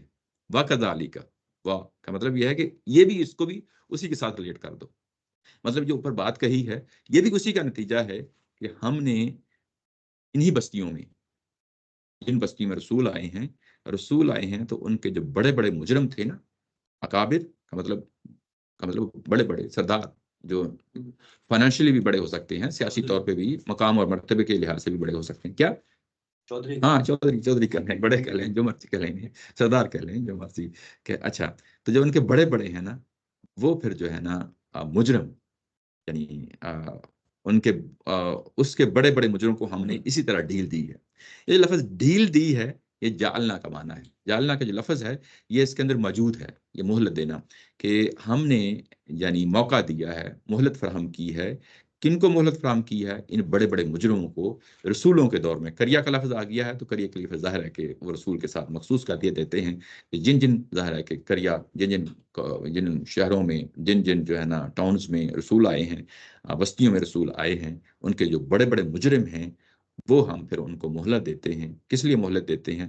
لیمکروا فیہا، کہ وہ اس کے اندر اپنا مکر کرے۔ مکر کا مطلب ہوتا ہے پلاٹ کرنا، کوئی اسکیم بنانا، اس کے بعد اس اسکیم کو جو ہے نا لوگوں کے درمیان جو ہے نا کوئی چیز آپ نے کوئی ہوتا ہے نا کوئی سازش کی، یا آپ نے کوئی اسکیم جو ہے نا ترتیب دی اور اس کے بعد رسول کے خلاف کھڑے ہو گئے، تو یہ بیسیکلی یہ ہے کہ یہ پھر جو ہے نا اپنے پلان بناتے ہیں، اور پلان بنا کے جو ہے نا پھر وہ چالیں چلتے ہیں اس طریقے سے۔ اب آپ یہ جو ابھی بات کہی ہے اس کو 112 کے ساتھ ریلیٹ کریں جا کے۔ جب یہ بات وہاں پہ آئی تھی تو وہاں پہ واضح نہیں تھی کہ اچھا وہ کس لحاظ سے، وہاں پہ بھی کذالک سے شروع کی تھی، وَكَذَلِكَ جَعَلْنَا لِكُلِّ نَبِيٍّ عَدُوًّا شَيَاطِينَ الْإِنسِ وَالْجِنِّ يُوحِي بَعْضُهُمْ إِلَىٰ بَعْضٍ زُخْرُفَ الْقَوْلِ غُرُورًا۔ وہاں پہ بھی یہی بات ہے کہ اسی طریقے سے ہم نے بنایا شیاطین جو ہیں انسانوں میں سے اور جنوں میں سے نبی کے دشمن. کیوں بنایا؟ وہ کمپین چلاتے ہیں، دشمنی پہ اتراتے ہیں، اناد پہ اتراتے ہیں، اور خاص طور پہ مذہبی بحثوں میں وہ چیزیں جس پہ ان کے دل ٹھکے ہوئے ہیں پہلے سے، زخرف القول، غرور دھوکہ دینے کے لیے. وہاں پہ بھی غرور دھوکہ دینے کا مطلب وہی ہے، اسکیم کرنا، پلان کرنا، کوئی چیز لوگوں کو گمراہ کرنا اس چیز کے لیے. تو یہ پھر وہی بات ہے، یہاں پہ آ کے پھر قرآن مجید نے اس کو جو ہے نا ہائی لائٹ کیا ہے. اس سے جو بات پچھلی ہوتی ہے وہ خود بخود آٹومیٹکلی ریلیٹ ہو جاتی ہے. وَكَذَلِكَ جَعَلْنَا فِي كُلِّ قَرْيَةٍ أَكَابِرَ مُجْرِمِيهَا لِيَمْكُرُوا فِيهَا. ہم ان کو پھر مہلت دیتے ہیں کہ یہ کام کریں، مہلت دیتے ہیں. یہ پھر وہی ہدایت و ذرات کا قانون ہے. انسانوں کو امتحانوں سے گزارا جاتا ہے. یہ جو امتحانوں سے گزارا جاتا ہے اس کے کیا فوائد ہیں یہ ہم پیچھے پڑھ آئے ہیں. یہ ہم کہاں پڑھے ہیں، پڑھ کے آئے ہیں. یہ آیا تھا، یہ لفظ آیا نمبر 113 میں، یہ آپ کے سامنے ہے. وَلِتَصْغَىٰ إِلَيْهِ أَفْئِدَةُ الَّذِينَ لَا يُؤْمِنُونَ بِالْآخِرَةِ وَلِيَرْضَوْهُ وَلِيَقْتَرِفُوا مَا هُمْ مُقْتَرِفُونَ. کہ یہ جو پیچھے بات ہوئی تھی کہ تاکہ ان کے دل ٹھکے رہیں، وہ اپنی چیزوں سے خوش رہیں اور وہ کرتے رہیں جو کچھ وہ کر رہے ہیں. تو یہ بیسیکلی وہی بات ہے یہاں پہ آ کے ان کو جو ہے نا اس آیا نمبر 122 میں جو ہے نا بیان ہوئی ہے. اور 123 میں ظاہر ہے کہ آ کے یہاں بیان ہوئی ہے. ہم ان کو مواقع مہیا کرتے ہیں، اور ان مواقعوں کے جو ہے نا اندر وہ ہر طرح کے اپنی جو پلان کرتے ہیں، اسکیمیں بناتے ہیں، وہ ظاہر ہے کہ اپنی پوری کوشش کرتے ہیں اس کو اپوزیشن کے طور پہ. وَمَا يَمْكُرُونَ إِلَّا بِأَنفُسِهِمْ وَمَا يَشْعُرُونَ. وہ کسی کو دھوکہ نہیں دے رہے ہوتے، کسی کے خلاف کوئی اسکیم نہیں چلا رہے ہوتے، بلکہ اپنے خلاف ہی وہ اسکیمیں چلا رہے ہوتے ہیں. یعنی اصل میں یہ کیا چیز ہے، اب آپ کے سامنے نتیجہ رکھ دیا ہے، کانسیکوینسز ہے نا. یعنی اصل میں یعنی ایک شخص جو ہے وہ کوئی پلان کرتا ہے، کوئی اسکیم چلاتا ہے، اور وہ چاہتا تو ہے ظاہر ہے کہ اس کا اثر میرے مخالف پہ پڑے، لیکن اگر وہ اپنے پاؤں پہ ہی کلہاڑی مار لے تو ایسی اسکیم کا کیا فائدہ. اینڈ رزلٹ جو ہے نا یہ بتایا ہے کہ اصل میں یہ اپنے خلاف ہی چالیں چلتے ہیں، کسی کے خلاف جو ہے نا نہیں چلتے. وما یشعرون، انہیں اس وقت ابھی اندازہ نہیں ہے، اس وقت اندازہ نہیں ہے. جب اس کے نتائج سامنے آ جائیں گے تو پھر اس کے بعد ظاہر ہے کہ یہ انسان جو ہے نا تعصف اور افسوس کے جو ہے نا مقام پہ کھڑا ہوتا ہے. لیکن ظاہر ہے کہ ابھی جس طریقے سے یہ چالیں چل رہے ہیں ان کو احساس نہیں ہے، لیکن اس کا نتیجہ ان کے خلاف نکلنے والا ہے. اس کے بعد یہ جو چال کا لفظ استعمال کیا تھا، یہ تو کئی ایک چالیں چل رہی ہیں. پیچھے بھی یہ چالیں تھیں نا کہ حلال و حرام کی بحث میں حضرت ابراہیم علیہ السلام کا حوالہ دے کے اور اس کے بعد آباء و اجداد کا حوالہ دے کے یہ ایک چال تھی، یہ بھی چال تھی. یہاں پہ ایک اور چال کا جو ہے نا نیچے، یہ جو اوپر کیونکہ چال کا لفظ آ گیا تھا تو چال کے نیچے جو ہے نا اب واضح کرنا ہے کہ ایک آدھ مثال دے کے کہ وہ کون سی چال چل رہی ہیں. تو یہاں پہ ایک چال ہے، اس کا بھی یہاں پہ حوالہ دے دیا ہے. وَإِذَا جَاءَتْهُمْ آیَةٌ، جب ان کے پاس کوئی بھی آیت آتی ہے، قَالُوا لَن نُؤْمِنَ، اور یہ کہتے ہیں کہ ہم ان آیات پہ ایمان نہیں لائیں گے، حَتَّى نُؤْتَ مِثْلَ مَا أُوتِيَ رُسُولُ اللَّهِ، یہاں تک کہ ہمیں بھی وہ چیز دے دی جائے جو ان رسولوں کو دی جاتی ہے. یہاں ایک رسول تو ایک ہی ہے، لیکن رسول اللہ کا لفظ کیا کہ جمع آ گیا، تو گویا کہ یہ سب قوموں کا یہی حال رہا ہے. اوپر بھی یہ بیسیکلی قوموں ہی کا ذکر کیا گیا تھا، جو قریت کا نام لیا تھا تو وہ اصل میں سب جو رسولوں کے دور کے جو بستیاں ہوتی ہیں ان کا حوالہ آ گیا تھا. تو یہاں پہ بھی عمومی بات کہی جا رہی ہے کہ یہ تمہارے ساتھ خاص نہیں ہے، بلکہ ہر دور میں جب جب رسول آئے ہیں ایسا ہی ہوتا رہا ہے کہ جب بھی کوئی رسول کے پاس کوئی اللہ کی آیت آتی ہے، اللہ کی کوئی آیت آتی ہے، اللہ کی کوئی وحی آتی ہے، تو یہ کیا تقاضا کرتے ہیں، یہ کہتے ہیں کہ ہمیں بھی ایسی چیز دے دی جائے جیسی کہ رسولوں کو دی جاتی ہے. مطلب یہ ہے کہ یہ وہی ہم پہ کیوں نہیں اترتی، یہ کیا ایک ہی شخص پہ اترتی ہے، اس شخص پہ کیا سرخاب کے پر لگے ہوئے ہیں کہ ایک ہی شخص کو اللہ تعالیٰ کی ذات نے چن لیا.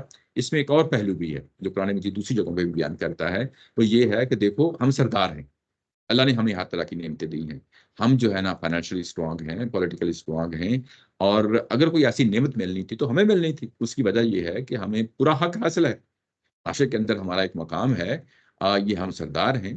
اگر ہمیں جو ہے نا کوئی ایسی نعمت اور بھی ہوتی، ایکس وائی زیڈ کوئی اور نعمت بھی ہوتی تو وہ بھی ہمیں ملتی، ہمارے علاوہ کیوں کسی اور کو مل گئی. یعنی سرداروں میں سے اگر کسی سردار کو ملتی، مکہ میں مل جاتی، طائف میں مل جاتی، یہ ذکر کیا قرآن مجید میں آگے. تو یہ کیا وجہ ہے کہ ایک شخص کو جو ہمارے درمیان کو اس کا مقام اور مرتبہ ہماری طرح کا نہیں ہے، اس شخص کو جو ہے نا یہ چیز مل گئی ہے، تو ہم اس کو کیوں قبول کریں. ہونا تو یہ چاہیے تھا کہ ہمیں میں سے اصل میں یہ بیسیکلی پروپیگنڈا ہوتا ہے. یہ عام آدمی جو ہے نا اس پروپیگنڈے میں آ جاتا ہے. دیکھو یار سردار جو ہے نا وہ یہ بات کر رہا ہے تو اس کی بات میں ایک وزن ہے. عمومی معاشرے میں یہی ہوتا ہے نا کہ جو ایک لیڈنگ پوزیشن میں ہوتا ہے، جو وہ اسٹیٹمنٹ دیتا ہے، عام لوگ جو ہے نا اس کو مان لیتے ہیں، یہ سمجھتے ہوئے کہ دیکھو یہ سردار ہے، بڑا عقل مند ہے، تو عقل مند ہی کی بات کی ہوگی، لیکن اصل میں یہ اپنے جو ان کی انانیت ہے، جو اندر جو غرور ہے، یہ اس کا ایک ریفلیکشن ہے، یعنی اس طرح کا اظہار کرنا اس طرح کی ایک ریفلیکشن ہے۔ اللہ اعلم حیث یجعل رسالتہ، اور یہ اللہ تعالیٰ کی ذات ہے، یہ جانتی ہے کہ اپنی رسالت کس کو دینی ہے، یہ پیغمبر کا منصب جو ہے نا کس کو دینا ہے، یہ اللہ تعالیٰ کی ذات جانتی ہے۔ یعنی مطلب یہ ہے کہ اس منصب کو حاصل کرنے کے لیے نہ کوئی ایفرٹ کی جا سکتی ہے، یعنی اگر کوئی کہتا ہے کہ میں کوئی ایفرٹ کر کے، کوئی چلا کو مراقبہ کر کے جو ہے نا یہ چیز حاصل کر لوں، یا میں اپنے عہدے کی بنیاد پہ یعنی میرا ایک مقام اور مرتبہ ہے معاشرے کے اندر، میں اس کی بنیاد پہ میں یہ اس پیغمبری کو حاصل کر لوں، تو یہ پیغمبری اس طرح نہیں ملتی۔ اللہ تعالیٰ کی ذات نے اس کو ڈینائی کیا اور کہا ہے کہ یہ میرا اختیار ہے کہ میں نے کس کو پیغمبری دینی ہے، آپ کی خواہش یا آپ کی اصل ہوتا کیا ہے، ہم چیزوں کو ریشنلائز کرتے ہیں، عمومی حالات میں چیزوں کو ریشنلائز کرتے ہیں اور یہ کہتے ہیں کہ اچھا پیغمبری ملنی ہے تو ہمیں سے کسی کو مل جائے گی، یہ ریشنلائز کیا ہے نا۔ تو اللہ تعالیٰ نے اس چیز کا انکار کیا ہے کہ اصل میں یہ تمہارے بس کی چیز نہیں ہے، تمہاری سوچ اور فکر کی چیز نہیں ہے، نہ ہی اس کو تم جو ہے نا چلوں مراقموں سے حاصل کر سکتے ہو، اور نہ ہی اس کو تم اس خواہش کی بنیاد پہ کہ ہم معاشرے کے اندر بڑا مقام ہے اس کی بنیاد پہ حاصل کر سکتے ہو، اس چیز کا فیصلہ اللہ نے کرنا ہے۔ کہ یہاں پر وہ یہ جی جی پیچھے چالوں والی بات آئی تھی، جی وہ جی یہ چالیں اپنے ساتھ ہی چلتے تھے، پھر آگے یہ بتایا کہ یہ ان کی چال ہے جی کہ یہ کہتے ہیں تاکہ ان کو اللہ تعالیٰ وحی ان کو دینا شروع کر دیں، لیکن یہ ان کی چال ہے، نہ نہ نہ کیونکہ اس سے یہ بات پتہ چل رہی ہے کہ وہ اصل میں یہ چال چل رہی ہے، یہ جو ہے نا نہیں، بھی یہ چال یہ چل رہے ہیں عوام کے اندر یہ چل رہے ہیں کہ یہ وحی جو ہے نا اصل میں ہمیں ملنی تھی، یہ اس کو کیوں مل گئی ہے، اور یہ چال چل کے اصل میں جو لوگ نبی محترم صلی اللہ علیہ وسلم کی جو صداقت ہے اس پہ ایمان لانا چاہتے ہیں، لیکن جب اس طریقے سے بات آ جاتی ہے تو وہ ایک طرح کی روک بن جاتی ہے ان کے لیے، اور وہ یہ چال اپنے طور پہ چلانے کے لیے کس حد تک جو ہے نا وہ وقتی طور پہ کامیاب بھی ہو جاتے ہیں۔ بات سمجھ رہے ہیں نا، یعنی لوگ اس سے متاثر ہو جاتے ہیں اس طرح کی باتوں سے، اور یہ بات ہے جس کو ہائی لائٹ کیا جا رہا ہے۔ تو یہ بات جس کو ہائی لائٹ کیا جا رہا ہے، یہ اصل میں کیا ہے، یہ اصل میں ان کا غرور اور تکبر ہے، اور غرور اور تکبر سے نکلی ہوئی چال ہے، غرور اور تکبر سے نکلی ہوئی چال ہے کہ یہ اصل میں یہ چیز ہمیں ملنی تھی، یہ دوسری طرف کیوں چلی گئی۔ اچھا، اس کے بعد یہ کہا ہے کہ دیکھو یہ جو فیصلہ ہے یہ میں نے کرنا ہے، اللہ تعالیٰ کی ذات نے کرنا ہے، اور وہ فیصلہ میں کس کو دیتی ہوں، اللہ تعالیٰ کی ذات یہ کہتی ہے یہ تمہارے اختیار میں نہیں ہے، یہ میرے اختیار میں ہے، اور میں اس شخص کو دیتی ہوں، یہ تو انڈرسٹوڈ بات ہے کہ جو اس چیز کا صلاحیت رکھتا ہے، یعنی معاشرے کے اندر اس کا بے شک وہ اس طرح کا مقام اور مرتبہ نہ ہو، لیکن اپنی اخلاقی پوزیشن پہ وہ برتر مقام پہ کھڑا ہوتا ہے، میں تو اس کو دیکھتی ہوں جو اس چیز کا جو ہے نا خیال رکھے گا، جو رسالت کی ذمہ داریاں اٹھانے کا اہل ہوگا، میں اسی کو چیز دوں گی، تو میں کسی ایسے کے کیوں حوالے کروں کہ جس کو پھر تم جو ہے نا ایک سیاسی منصب کی طرح جو ہے نا استعمال کرو، اس کے لیے تو پھر یہ یعنی عہدہ نہیں دیا جا سکتا ہے نا۔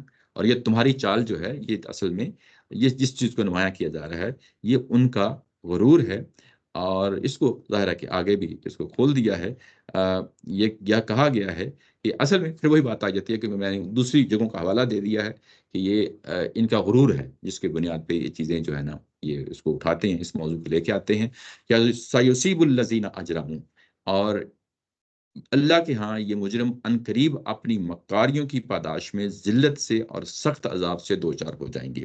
یہ دوچار ہونا یصیب الذین یعنی مصیبت میں مبتلا ہو جائیں گے، یعنی کس چیز کی مصیبت میں؟ جی جی جو پچھلے آیت میں تھا حیثو کا کیا مطلب ہوگا؟ یعنی جس کو یعنی جس کو دینا چاہے، یعنی اللہ عالم، اللہ جانتے ہیں کہ حیث یجعل رسالت، کس کو جو ہے نا ظاہر ہے کہ یہ دینا ہے، وہ بہتر یعنی اس کو جانتے ہیں رسالت کو دینا ہے۔ اچھا، اور یہ مصیبت میں مبتلا ہو جائیں گے، کون لوگ مصیبت میں مبتلا ہو جائیں گے؟ اجرم، جنہوں نے یہ جرائم کیے ہیں، جنہوں نے کون سے جرائم کیے ہیں، یہ وہی ہے اکابر مجرمیہا، یہ انہی کا ہے، یہ انہوں نے بڑے جرائم کیے ہیں۔ جرائم پیچھے کیا ہے؟ پیچھے جرائم تو ہمیں معلوم ہے کہ انہوں نے شرک کے جرائم ہیں، نبی کے خلاف کھڑے ہو جانا ایک جرم ہے، اس کے بعد یہ کہ اپنے غرور اور تکبر کی بنیاد پہ اس چیز کا تقاضا کرنا کہ جو چیز رسولوں کو ملی ہے وہ ہمیں کیوں نہیں ملتی، یعنی اس چیز کا اظہار کرنا، یہ ان کے جرائم ہیں۔ یہ جو جرائم ہیں ان کی بنیاد پہ ہم ان کو کیا کہیں گے؟ صغار عند اللہ، اللہ کے پاس عذاب ہے۔ عذاب، یہ صغار کا لفظ آ گیا ہے، اس کا مطلب ہوتا ہے ذلت، ذلت والا عذاب ہے اللہ کے پاس ہے، وعذاب شدید، اور بہت شدید عذاب ہے، بما کانوا یمکرون، جو کچھ وہ یعنی مکاریاں کرتے رہے، جو مکاریاں کرتے رہے ہیں۔ یہ تو ایک مکاری کی کچھ ایگزامپل دی ہیں، یعنی اور بھی ہیں، ظاہر ہے کہ وہ ساری چیزیں اس میں مل جاتی ہیں، اللہ قرآن مجید میں ایک آدھ ایگزامپل دے کے بات کو آگے جو نا چلا دیتا ہے، یہ بات ہے یہاں پہ واضح کر دی گئی ہے۔ اچھا، اس کے بعد کہا گیا ہے کہ فَمَن يُرِدِ اللَّهُ أَن يَهْدِيَ يَشْرَحْ صَدْرَهُ، اور جس کو اللہ تعالیٰ کی ذات یہ یعنی دیتی ہے، جس کے بارے میں یہ کہ اگر آپ نیچے ترجمے پڑھیں سو یہ ہدایت پانے والے نہیں ہیں، اس لیے یعنی اب بات کو بڑھایا آگے، پھر ایک کنیکٹر لے لایا گیا ہے کہ یہ ہدایت پانے والے نہیں ہیں۔ کون ہدایت پانے والے نہیں ہیں؟ جن کی بات ابھی مجرموں کی بات کہی گئی ہے، ہدایت پانے والے نہیں ہیں، کیونکہ پیچھے بھی بات ہو گئی تھی، اب اس کی مثال جو ہے نا دے کے اور چیزیں واضح ہو گئیں، اس لیے کہ اللہ اپنے قانون کے مطابق جس کو ہدایت دینا چاہتا ہے اس کا سینہ اسلام کے لیے کھول دیتا ہے۔ چاہتا ہے یرید اللہ، چاہنا، اللہ چاہتا ہے ان یہدیہ، جس کو ہدایت دینا چاہتا ہے، یشرح، کھول دیتا ہے، یعنی واضح کر دیتا ہے، کھول دیتا ہے، صدرہ، اس کا سینہ کھول دیتا ہے، للاسلام، اسلام کے لیے اس کا سینہ کھول دیتا ہے۔ اور یہ جو چیز ابھی آپ کے سامنے آئی ہے یہ اب اہل ایمان کے حوالے سے آئی ہے۔ ابھی تھوڑی دیر پہلے کن کی بات ہو رہی تھی؟ مجرم کی بات ہو رہی تھی۔ اچھا، مجرم کے بارے میں بات ہو رہی تھی، تو میں آپ کے سامنے یہ جو ابھی جو پیراگراف شروع ہوا تھا وہ کہاں سے شروع ہوا تھا؟ وہ یہ کہا تھا کہ اومن کان میتن فاحییناہ، پہلے کس کا نام لیا گیا تھا؟ اہل ایمان کا ذکر کیا گیا تھا۔ اس کے بعد کمم مثلہ فی الظلمات، کس کا نام لیا گیا تھا؟ مشرکین کا، جو اندھیروں میں رہتے ہیں۔ پہلے کس کا؟ اہل ایمان کا، پھر کس کا؟ مشرکین کا۔ یہ ہمارے پاس یعنی اس کو آئٹمز جو ہے نا، دو آئٹمز ہمارے پاس آ گئی، اہل ایمان اور مشرکین، نور پہ زندگی گزارنے والے اور اندھیروں میں زندگی گزارنے والے۔ اب آپ اس کی وضاحت کرنی ہے، اس کی وضاحت کرنی ہے نا کہ یہ دونوں لوگ کون کون سے لوگ ہیں۔ ابھی ہم نے جو 122 کے بعد جن کا ذکر پڑا ہے وہ کن کا پڑا ہے؟ جو اندھیروں میں رہ رہے ہیں، اندھیروں میں رہ رہے ہیں، یہ اس کو کہتے ہیں لف و نشر۔ لف و نشر کیا چیز ہوتی ہے؟ میں اس کو جو ہے نا سوچ رہا تھا کہ یہ لفظ مشکل ہے، یعنی سمجھانا جو ہے نا، یہ شاعری کی ہماری اردو کے میں چلتی ہے، عربی میں بھی چلتی ہے یہ ٹرم، تو لف و نشر کو سمجھانا مشکل ہے۔ اس کو ہماری جو ہے نا جس طریقے سے ہم یوز ٹو ہے نا، میں وہ ٹرم یوز کیا کروں گا، first in first out, last in first out, ٹھیک ہے نا، یا لاسٹ ان جو ہے نا لاسٹ آؤٹ، یہ اس طرح کی چیزیں جو ہے نا ہم پڑھتے ہیں نا۔ اچھا، یہاں پہ فرسٹ ان لاسٹ آؤٹ، پہلے کس کا ذکر ہوا؟ ایمان کا، اور لیکن جب کی وضاحت دی تو لاسٹ میں دی، اور جو لاسٹ ان تھا فرسٹ آؤٹ، تو جو سب سے آخر میں آیا اس کی مثال، اس کا ایکسپلینیشن پہلے دی، ٹھیک ہے نا۔ یہ اصل میں لف و نشر کہتے ہیں اس کو۔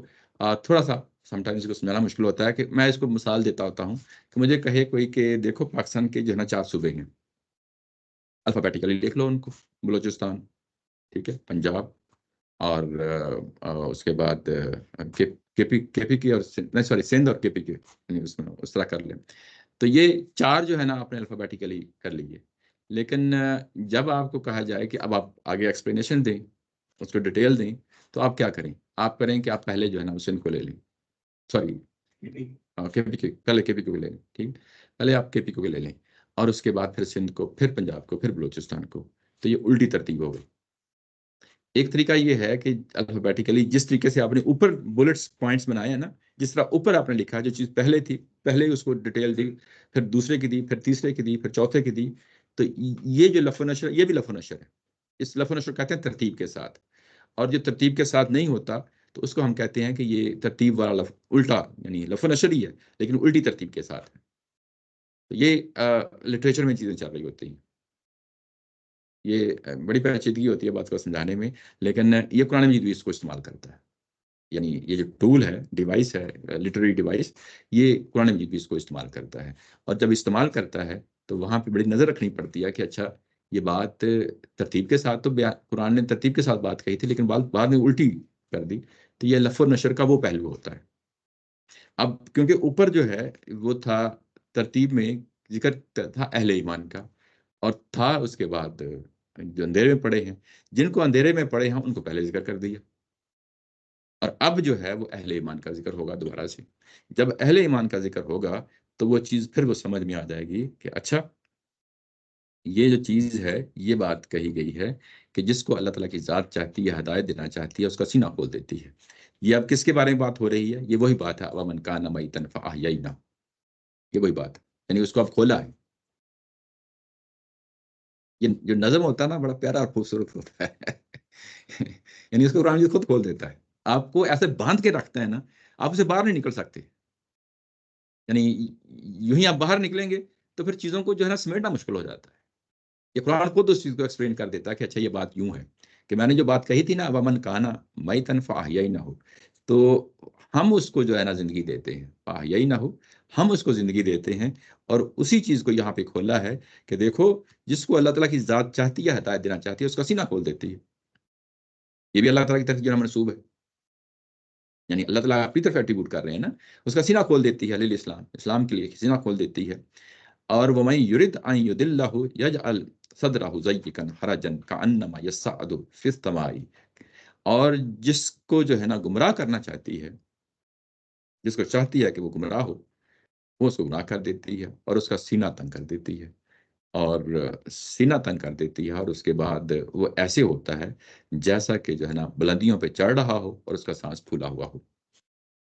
كَذَلِكَ يَجْعَلُ اللَّهُ الرِّجْسَ عَلَى الَّذِينَ لَا يُؤْمِنُونَ. اور ایسے ہی اللہ تعالیٰ کی ذات اپنی ناپاکی ان لوگوں پہ تھونکتی ہے جو ایمان نہیں لانا چاہتے.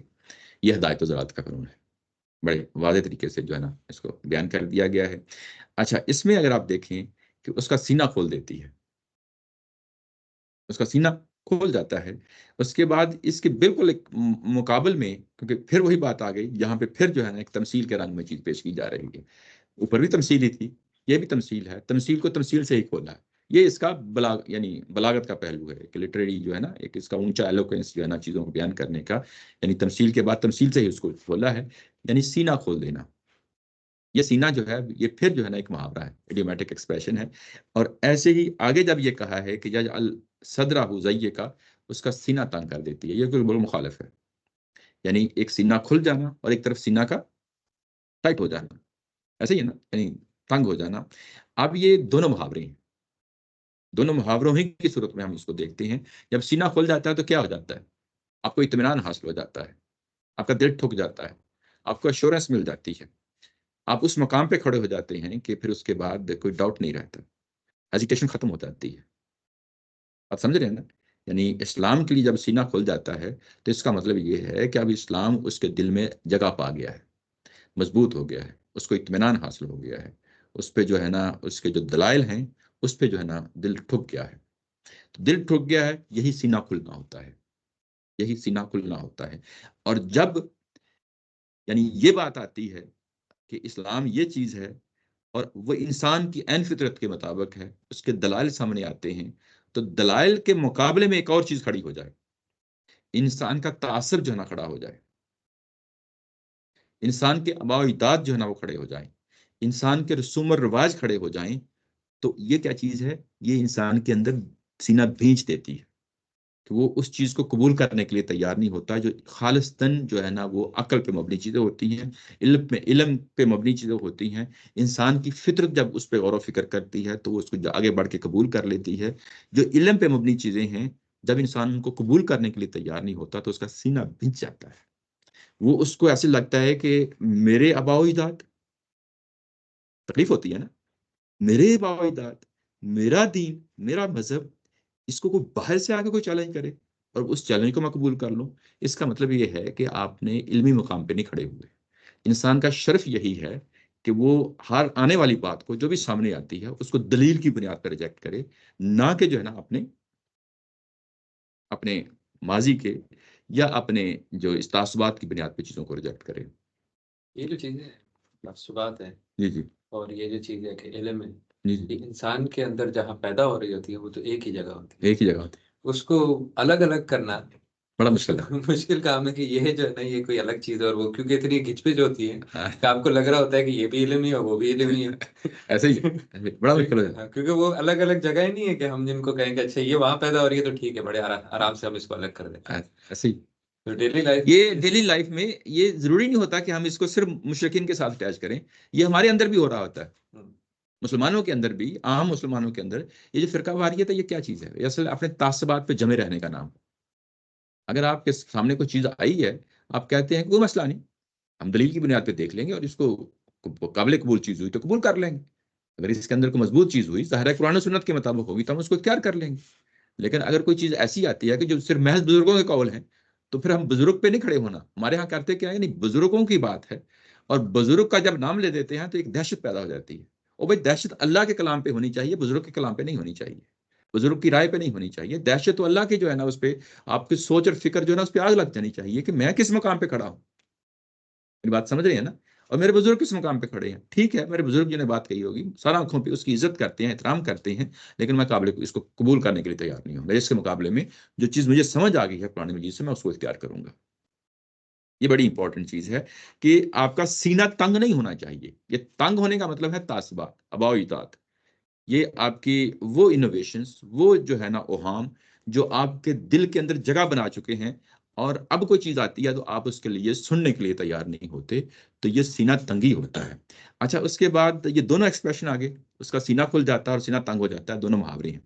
اچھا اس کے بعد ایک اور چیز ہے، زیہ کا مطلب یہی ہوتا ہے تنگی، یعنی بچ جانا، یہ محاورے کی شکل میں ہے، اصل اس کا معنی ہوتا ہے تنگی، یعنی اب یہ سینے کے ساتھ ہوگا تو سینے کا بچ جانا، سکڑ جانا، اس کے لیے آئے گا۔ آگے لفظ آ گیا پھر حرج۔ حرج کا جو مطلب ہے یہ اصل میں کہتے ہیں وہ جگہ جو تنگ جگہ ہو اور اس کے اندر جھاڑیاں ہی جھاڑیاں ہوں، گزرگاہ نہ ہو، راستہ نہ ہو، اس کو کہتے ہیں حرج۔ تو اب یہ بیسیکلی اب وہ تنگی جو ہے اس کو مزید کھول دیا ہے۔ ایک تنگی محض تنگی ہے، اور تنگی کے بعد اس کے بعد جھاڑیاں جھاڑیاں ہیں اور کانٹے دار جھاڑیاں ہیں، آپ اس طرح گزر کے دکھائیں، بیچنا تو آپ نے ہے ہی ہے۔ یعنی اس کو پھر جو ہے نا انٹینسیفائی کر کے کیا ہے زیق کو، کہ دیکھو یہ زیق معمولی زیق نہیں ہوتی، یہ زیق جو ہے یہ حرج والی ہوتی ہے۔ اور اس کے بعد ایک اور چیز کھولی لگائی ہے اس کے ساتھ، یہ محض اتنی بات نہیں کہی، ایک اور لگائی ہے، کأنما یصعد فی السماء۔ سما جو ہے نا آسمان کے لیے، اوریجنلی آسمان کے لیے استعمال ہوتا ہے، چھت کے لیے بھی استعمال ہو جاتا ہے، اور یہ فضا کے لیے بھی استعمال ہو جاتا ہے، یہ رین بارش کے لیے بھی استعمال ہو جاتا ہے، اور یہ بلندی، کوئی بھی چیز جو بلندی پہ ہوتی ہے اس کے لیے بھی استعمال ہو جاتا ہے۔ تو یہاں بلندی کیا چیز ہے، یعنی پہاڑوں کی چوٹی ہے۔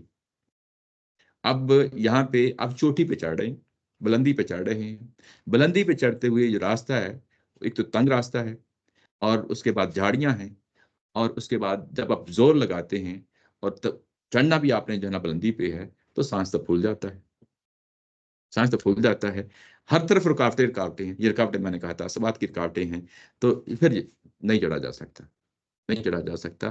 وہ وہی ہدایت وزرات کا قانون ہے جس کو یہاں پہ یہ آگے ہے، کذالک یجعل اللہ، یہی وجہ ہے کہ ہم پھر اللہ تعالیٰ کی ذات پھر اپنی طرف منسوب کر کے کہتی ہے کہ میں جو ہے نا ان کے اوپر ناپاکی مسلط کر دیتی ہوں۔ یہ جو رس لفظ ہوتا ہے ناپاکی کو کہا جاتا ہے، یعنی جس سے انسان کو گھن آتی ہو، جس سے انسان کو گھن آتی ہو۔ یہ شرک اصل میں ایک گھن والی چیز ہے، یہ شرک کے لیے لفظ بولا گیا ہے۔ یعنی اصل میں سب انسان برابر ہوتے ہیں، جسمانی طور پہ جو نا برابر ہوتے ہیں، کوئی پرابلم نہیں ہوتا، عام معمولات میں وہ عقل سے کام لے رہے ہوتے ہیں، لیکن جب ان کے اوپر وہ فکر جو نا لاگو ہو جاتی ہے شرک کی، تو شرک اپنی وجود میں ایک ناپاکی ہے۔ یعنی اس کو پھر جو ہے نا انسان جس سے گن کھاتا ہے نا، یہ رزق کو لفظ لا کے یہ بتایا گیا ہے کہ ایسے ہی پھر جو ہے نا اس کے اوپر یہ ناپاک چیز جو ہے نا مسلط کر دی جاتی ہے۔ تو یہاں پہ اب شرک کا نام نہیں لیا، وہ تمام چیزیں جو ان کی انوویشنز ہیں، جو ان کے تعصبات ہیں، تعصبات، انوویشنز، اور جو ان کی خواہشات ہیں، اور جو ان کا شرک ہے، ان سب کو ایک پیکج میں لا کے، ایک لفظ میں لا کے اس کو بیان کر دیا ہے کہ یہ رزق ہے۔ اور یہ کس کے مقابلے میں لایا گیا ہے؟ اسلام کے مقابلے میں لایا گیا ہے۔ اوپر یہی کہا تھا نا کہ سینہ کھول دیتا ہے اسلام، اور یہاں پہ دوسرا پہلو نہیں لایا گیا، یعنی اس کا نام نہیں لیا، یعنی غیر اسلام کا نام ظاہر شرک تھا، نہیں لیا، اس کے لیے رزق کا لفظ لایا گیا ہے۔ اور رزق کا لفظ جو ہے لا کے یہ واضح کیا گیا ہے کہ اسلام پاکی ہی پاکی ہے، علم کا نام ہے، تصوات کا نام نہیں ہے، بزرگوں کے جو ہے نا وہ طور طریقوں کا نام نہیں ہے، یہ وحی کا نام ہے، نور ہے، یہ نور حق اور باطل کے درمیان فیصلہ کر کے رکھ دے گی۔ اور جو اس پہ آ جاتے ہیں ان کے دل ہمیشہ جو ہے نا سینے کھلے ہوئے ہوتے ہیں، وہ کبھی بھی تعصبات کا شکار نہیں ہوتے۔ جی جی ایک دوسرے سے پچھلی آیت کے بارے میں، جی جی تو جس اللہ تعالیٰ فرما رہے ہیں کہ ان کے لیے ایسا ہو جاتا ہے ایمان لانا جیسے کہ وہ بڑی اونچی پہاڑی پر چڑھ رہے ہیں، ٹھیک ہے، جی جی مطلب ان کے لیے مشکل ہو جاتا ہے۔ تو ویسے ایک دوسری آیت میں امام یاری ہے، جی یاد نہیں ایگزیکٹلی کہاں پر ہے، لیکن اس میں یہ اللہ تعالیٰ فرماتے ہیں کہ بے شک نماز آسان ہے لیکن ان لوگوں کے لیے جو ایمان رکھتے ہیں، بے شک نماز گراں ہے لیکن ان لوگوں کے لیے نہیں جو ایمان رکھتے ہیں۔ تو کیا اس کو ریلیٹ کیا جا سکتا ہے کہ جو بندہ ایمان پہ ہوتا ہے تو اس کے لیے اللہ تعالیٰ وہ کام آسان آسان ہو جاتا ہے، اس میں کوئی شک اور جو نہیں کرتا اس کو لگتا ہے کہ میں کوئی بہت ہی مشکل کام کر رہا ایسے ہوں ہی اور میں اٹھ بوجھ کروں گا، بوجھ یہ کروں گا تو بیٹھا رہوں، تو کیا یہ بھی اسی کی طرح ہے؟ یہ دیکھو ہر چیز کے لیول ہوتے ہیں نا۔ دیکھیں جب دو مثالوں کو کمپیئر کیا جا رہا ہے نا تو اس میں بڑا محتاط رہنا چاہیے۔ ایک مثال جو ہے نا جس کنٹیکسٹ میں کہی جا رہی ہے وہ ایک ایکسٹریم مثال ہے، اور وہی اسی طرح کی مثال ایک دوسری جگہ پہ ہوتی ہے لیکن وہ ایکسٹریم نہیں ہوتی، یعنی ہے تو وہی مثال ہے جو آپ نے کہی ہے، لیکن کیونکہ یہاں پہ جس چیز کا موازنہ کیا جا رہا ہے یہ ایک انتہائی چیزیں ہیں، ایک طرف توحید ہے اور ایک طرف شرک ہے، اور جس کی مثال آپ لے کے آ رہے ہیں ہے تو اپنی نوعیت میں کمپیریزن میں وہی ہے لیکن وہ کسی اور جگہ پہ کھڑی ہے، تو وہاں پہ ایک ابھارنے کے لیے ایک جذبہ پیدا کیا جا رہا ہے، یہاں کرٹیسائز کیا جا رہا ہے، کرٹیسائز کیا جا رہا ہے، اور اس میں کھڑا کیا کہا جا رہا ہے کہ یہ شرک اپنی، اب ہم واضح ہو جائیں کہ قرآن مجید جن چیزوں کو جس طریقے سے پیش کر رہا ہے جب ہم اس کو اختیار کر لیتے ہیں تو پھر اس کے بارے میں کوئی دو رنگی نہیں ہوتی۔ شرک جو ہے نا وہ اپنی وجود میں ایک رزق ہے، ناپاکی ہے، یعنی انسان دیکھیں یہ میٹافوریکلی جو چیزیں قرآن لے کے آتا ہے ان کو سمجھنے کی ضرورت ہوتی ہے۔ سمجھنے کی کیا ضرورت ہوتی ہے؟ دیکھو ہمارے جسم کے اندر اپنی ہی غلاظت لگ جائے، ٹوائلٹ میں جائیں اپنے ہی کپڑوں پہ اپنی ہی غلاظت لگ جائے، ناپاکی لگ جائے تو کیا کرتے ہیں؟ بدل لیتا ہے، بدل لیتا ہے نا، پھر آپ دھو لیتے ہیں نا، تو تھوڑا سا اس کو سوچیں کہ اگر کسی اور کی غلاظت لگ جائے تو پھر میری بات سمجھ رہے ہیں نا، اپنی غلاظت کو پھر بھی اختیار کر لیتا ہے، یعنی اپنی غلاظت کو پھر بھی انسان جو نا صاف کر لیتا ہے، کسی اور کی غلاظت کو صاف کرنا پڑ جائے نا تو مشکل ہوتا ہے۔ ایون وہ مائیں بھی جو اپنے بچوں کی غلاظت صاف کر لیتے ہیں کسی اور کی کرنی پڑے تو اتنا آسان نہیں ہوتا، وہ 10 لفظ بولتی ٹھیک ہے نا۔ تو یہ جو غلاظت ہے یہ غلاظت اصل میں کون سی غلاظت ہے؟ سوچ اور فکر کی غلاظت ہے، ایک غلاظت جس کے بارے میں ہم واضح ہیں، ایک غلاظت وہ ہے جس کے بارے میں واضح ہے کہ یہ غلاظت ہے، اپنے ہی گند پڑا ہوا، اپنے ہی جسم پہ پڑا ہے یا کہیں کپڑے پہ لگ گیا ہے، ہمیں پتہ ہے، لیکن وہی دبا اگر آپ کی سوچ اور فکر پہ لگ گیا ہے تو آپ کیا کہیں گے؟ یعنی قرآن نے اس کو میٹافوریکلی جو ہے نا وہ چیز کو بیان کر کے اس طریقے سے بیان کیا ہے کہ شرک جو ہے وہ غلاظت ہے، یہ غلاظت ہے، اور اس کو اختیار کرنا گویا کہ روشنی سے باہر نکل جانا ہے۔ یہ جو ابھی تھوڑی دیر پہلے پیچھے بات ہوئی تھی نا، جو جب بات ہو رہی تھی وَإِنْ أَطَعْتُمُوهُمْ إِنَّكُمْ لَمُشْرِكُونَ 121، تو یہ سارا کا سارا مضمون اسی بیان میں چل رہا ہے۔ تو اس غلاظت سے بچو، یہ اس کو اس لیول تک جو ہے نا قرآن مجید لا کے کہتا ہے کہ ان پہ پھر ہم ٹھونس دیتے ہیں۔ کیوں ٹھونس دیتے ہیں؟ کیونکہ وہ اصل میں یہ اس راستے پہ چلنا ہی نہیں چاہتے، ان کے راستے میں رکاوٹ آ چکی ہے، تعصبات کی رکاوٹ آ چکی ہے، بزرگوں کی رکاوٹ آ چکی ہے، ان کے جو مذہب ہے جن رسوم و رواج کے یہ عادی ہو گئے ہیں وہ اسے باہر نکلنا نہیں چاہتے، جب نکلنا نہیں چاہتے تو یہ اصل میں ہدایت و ضلالت کا قانون پورے طور پہ ان پہ امپلیمنٹ ہو جاتا ہے جو یہاں پہ بات کہی گئی ہے۔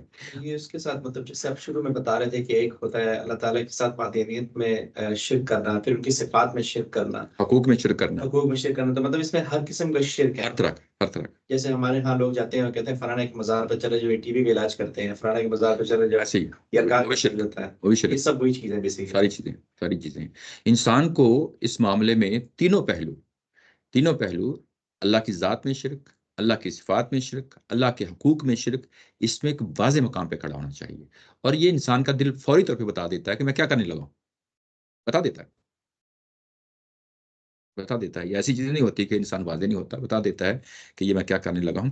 اچھا، اس کے بعد آگے یہ جو ہے نا بات کہی گئی ہے کہ وَهَذَا سے، اچھا یہاں پہ یہ جو 2-3 دفعہ جو ہے نا یہاں پہ پھر جو ہے نا کذالک لایا گیا ہے، تو یہ کذالک اللہ الرجس علی الذین لا یؤمنون، یہ اصل میں اگر آپ دیکھیں تو یہ پچھلے کذالک کی تفسیر ہے، وہ کون سی ہے؟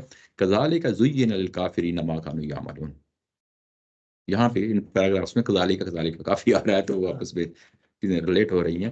تو وہ وہاں پہ بھی یہی بات کہی گئی تھی کہ ہم یہ ان کافروں کے دلوں کے اندر یہ چیز مزین کر کے رکھ دیتے ہیں کہ ان کو یہ چیز بڑی خوبصورت نظر آتی ہے جو کچھ وہ کر رہے ہوتے ہیں. تو یہ وہی بات ہے، یہ یہاں پہ اس کو ذرا اسٹرانگ قسم کے جو ہے نا وہ تبصرے کے ساتھ جو ہے نا بیان کی ہے. اس کے بعد بیان کی ہے کہ یہ اسلام ہے کیا چیز ہے، کیونکہ یہ بات ہو رہی تھی اہل ایمان کی. ٹاپک تھا میں یرید اللہ ان یہدیہ یشرح صدرہ، اور درمیان میں پھر جو ہے نا ظاہر ہے کہ دوسری بات ہو گئی، تقابل ملا کے بات ہو گئی، کیونکہ اوپر والی تمثیل کو پھر ایک اور تفصیل کے ساتھ کھولنا تھا، لیکن فوکس کس پہ تھا؟ اہل ایمان پہ فوکس تھا نا. تو اہل ایمان کے فوکس کرتے ہوئے بات کو آگے بڑھایا ہے کہ وَهَذَا صِرَاطُ رَبِّكَ مُسْتَقِيمًا. یاد رکھو کہ یہ جو راستہ آپ کو اسلام کا بتایا جا رہا ہے یہی صراط مستقیم ہے، اور یہ تمہارے رب کا بتایا ہوا راستہ ہے. ربی کا یہ آ گیا ہے کہ یہی صراط ہے، یہی راستہ ہے، اور یہی سیدھا راستہ ہے. باقی جو راستے ہیں وہ پگڈنڈیاں ہیں. باقی جو راستے ہیں پگڈنڈیاں ہیں، شیطان کی کریٹ کی ہوئی پگڈنڈیاں ہیں، ان سے بچ کے رہو. قد فصلنا الآیات لقوم یذکرون، اور ہم نے تفصیل بیان کر دی ہے، ہم نے کوئی کمی نہیں چھوڑی، ہم نے کوئی کمی نہیں چھوڑی، ہم نے چیزیں واضح کر دی ہیں. اور کن کے لیے واضح کر دی ہیں؟ ان لوگوں کے لیے واضح کر دی ہیں جو نصیحت پکڑنا چاہتے ہیں. نیچے ترجمے میں لکھا ہے تفصیل بیان کرتی ہے یہ یاد دہانی حاصل کریں، یا یاد دہانی حاصل کرنا چاہتے ہیں، یعنی یہ کہ یہ بیان کرنے کا کیا مقصد ہے. اب یہاں پہ یہ بات آ جائے گی کہ جن پہ تو الرجس آ چکا وہ تو اس کو قبول نہیں کریں گے. اگر کوئی اس کے نیچے ہے تو اس کو پھر بھی جو ہے نا ظاہر ہے کوئی شرم آ جائے گی، حیا آ جائے گی. یہ جو آلریڈی اسلام قبول کر چکے ہیں، تو یہ راستہ جو ہے نا ہم نے بتا دیا ہے، اس کی تفصیل بھی بیان کر دی ہے، اپنی آیات جو ہے نا کھول کھول کے بیان کر دی ہیں. اب جو کوئی نصیحت حاصل کرنا چاہتا ہے، تذکیر حاصل کرنا چاہتا ہے، آگے بڑھے اور ان پہ جو ہے نا دیکھے، سوچے اور سمجھے، اور اپنی تمام تعصبات سے اوپر ہو، بالا تر ہو کر ان چیزوں کو دیکھے، اس کا سینہ نہ بیچے، اس کو غور و فکر کرے، اس کو دیکھنے کے لیے تیار ہو جائے، تو اس کے اوپر سے گندگی جو ہے نا اتر جائے گی. لیکن یہ سنت الہی کو بھی ظاہر ہے اس کے ظاہر ہے. ہاں، یعنی مطلب یہ ہے کہ انسان کا پہلے انیشیٹو لینا بڑا ضروری ہے. یہی سنت اللہ، یہی سنت اللہ ہی ہے، ادروائز یہ کام نہیں ہوتا. اچھا، اس کے بعد جب یہ کہا تھا کہ بات اسلام پھر کیا ہے، اس کا کیا ریوارڈ کیا دینا ہے، ریوارڈ جو ہے نا وہ یہ دینا ہے. یہ کہا کہ لہم دار السلامی عند ربہم، اور ان کے رب کے پاس سلامتی کا گھر ہے. سلامتی کیا چیز ہوتی ہے؟ امن میں ہونا. ایک تو وہی لفظ ہے جس کا اسلام اوپر ذکر آیا ہے، لیکن یہاں پہ کیونکہ سلام کا لفظ آ گیا ہے تو سلامتی کیا چیز ہوتی ہے؟ امن. امن کیا ہوتا ہے؟ کہ جس میں پھر آپ کو پروٹیکشن مل جاتی ہے، ہر طرح کی جو ہے نا باہر سے خطرات کی پروٹیکشن مل جاتی ہے. یہاں پہ ایک بڑا اہم پہلو ہے جس کو نمایاں کر دیا گیا ہے کہ یہ جو تمہارے خلاف سازشیں ہو رہی ہیں، چالیں چلی جا رہی ہیں، پراپیگنڈا ہو رہا ہے، یہ بھی میرے ہی جو ہے نا سنت کا حصہ ہے. اور یہاں پہ سلامتی دستیاب نہیں ہو سکتی دنیا کے اندر سلامتی دستیاب نہیں ہو سکتی کہ میں کہوں کہ میں گو کے پیغمبر آ گئے ہیں، تمہیں یہ کہ اللہ تعالیٰ کی ذات تمہیں جو ہے نا اب ایک کمبل میں لپیٹ کے جو ہے نا دنیا سے محفوظ کر دے گی، ایسا نہیں ہو سکتا. یہ سلامتی جو ہے نا یعنی امن تمہیں آخرت میں ملے گا. دنیا میں جو ہے نا ہر طرح کی تو و دو ہوگی، تمہارے خلاف جو ہے نا چالیں چلی جائیں گی، تمہارے خلاف جو ہے نا مجادلہ ہوگا، تم جو ہے نا سکون تمہارا غارت ہو جائے گا، مصیبتیں آئیں گی، مشکلات آئیں گی، تو تمہیں یہاں امن نہیں مل سکتا. امن تمہیں جو ہے نا آخرت میں ملے گا. یعنی یہ تمہاری ان تمام محنت تگ و دو کے نتیجے میں یہ تمہیں آخرت میں ملے گا. عند ربہم کہہ دیا، عند ربہم یہ کہ یہ وعدہ ہے، یہ وعدہ ہے. وعدہ یہ کہ یہ میں تمہیں لازمی دوں گا، یہ وعدہ ہے، میں اپنا وعدہ پورا کروں گا. اور اس چیز کو جو کہا ہے کہ عند ربہم تمہارے رب کے پاس ہے، کیونکہ میں نے تمہیں دینا ہے. اور جب یہ دینا ہے تو اس چیز کو مزید کھولا ہے کہ عند ربہم کو جب کھولا تو کہا ہے وہو ولیہم، اور یہ ان کو سہارا دیا ہے توکل کے لیے، ان کی جو ہے نا اس پہ بھروسے کے لیے کہ وہ تو اللہ جو ہے وہ تمہارا ولی ہے، تمہارا ولی ہے. مطلب یہ ہے کہ کارساز ہے، تمہارا گارڈین ہے، تمہاری ذمہ داری وہ لیتا ہے، تمہاری ذمہ داری لیتا ہے. جب اس نے یہ ذمہ داری لی ہے تو وہ تمہارا ولی ہے.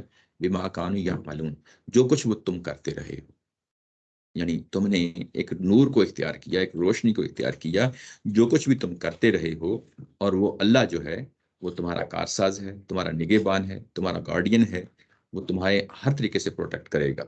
یعنی جو امن تمہیں دستیاب ہونا ہے نا، وہ تو تمہیں آخرت میں ملنا ہے، دنیا میں نہیں ملنا۔ دنیا کے اندر تمہیں جو ہے نا ان کی کٹی جلی سننی پڑیں گی، ان کے مسائل جو ہے نا ان کے مجادلہ دیکھنا پڑے گا، تو امن تمہیں نصیب نہیں ہو سکتا یہاں نصیب نہیں ہو سکتا۔ پیغمبر کے ساتھ کھڑے ہونے کا مطلب یہ مت سمجھ لینا کہ اللہ نے کوئی تمہیں تحفظ دے دیا ہے دنیا میں، یہ تحفظ تمہیں آخرت میں ملنا ہے، دارالسلام ہے، یعنی وہ جنت ہے، وہ جنت تمہارے رب کے پاس ہے، وہاں پہ وہ تمہارے ساتھ کھڑا ہوگا۔ اب یہ جو بات ابھی ہم نے پوری پڑھی ہے، اب دوسرے لوگوں کے ساتھ موازنہ کر کے دیکھ لیں۔ دوسرے لوگوں کا جو موازنہ ہے وہ آیت نمبر 124 میں خاتمہ ہوا تھا، وہ 24 میں خاتمہ ہوا ہے۔ جب دو تمثیلیں آپ کے سامنے آ جائیں تو کوشش یہ کریں کہ دونوں کا پھر آپس میں موازنہ کر لیں، ایک تقابل کر لیں۔ یہ بات کیا ہے؟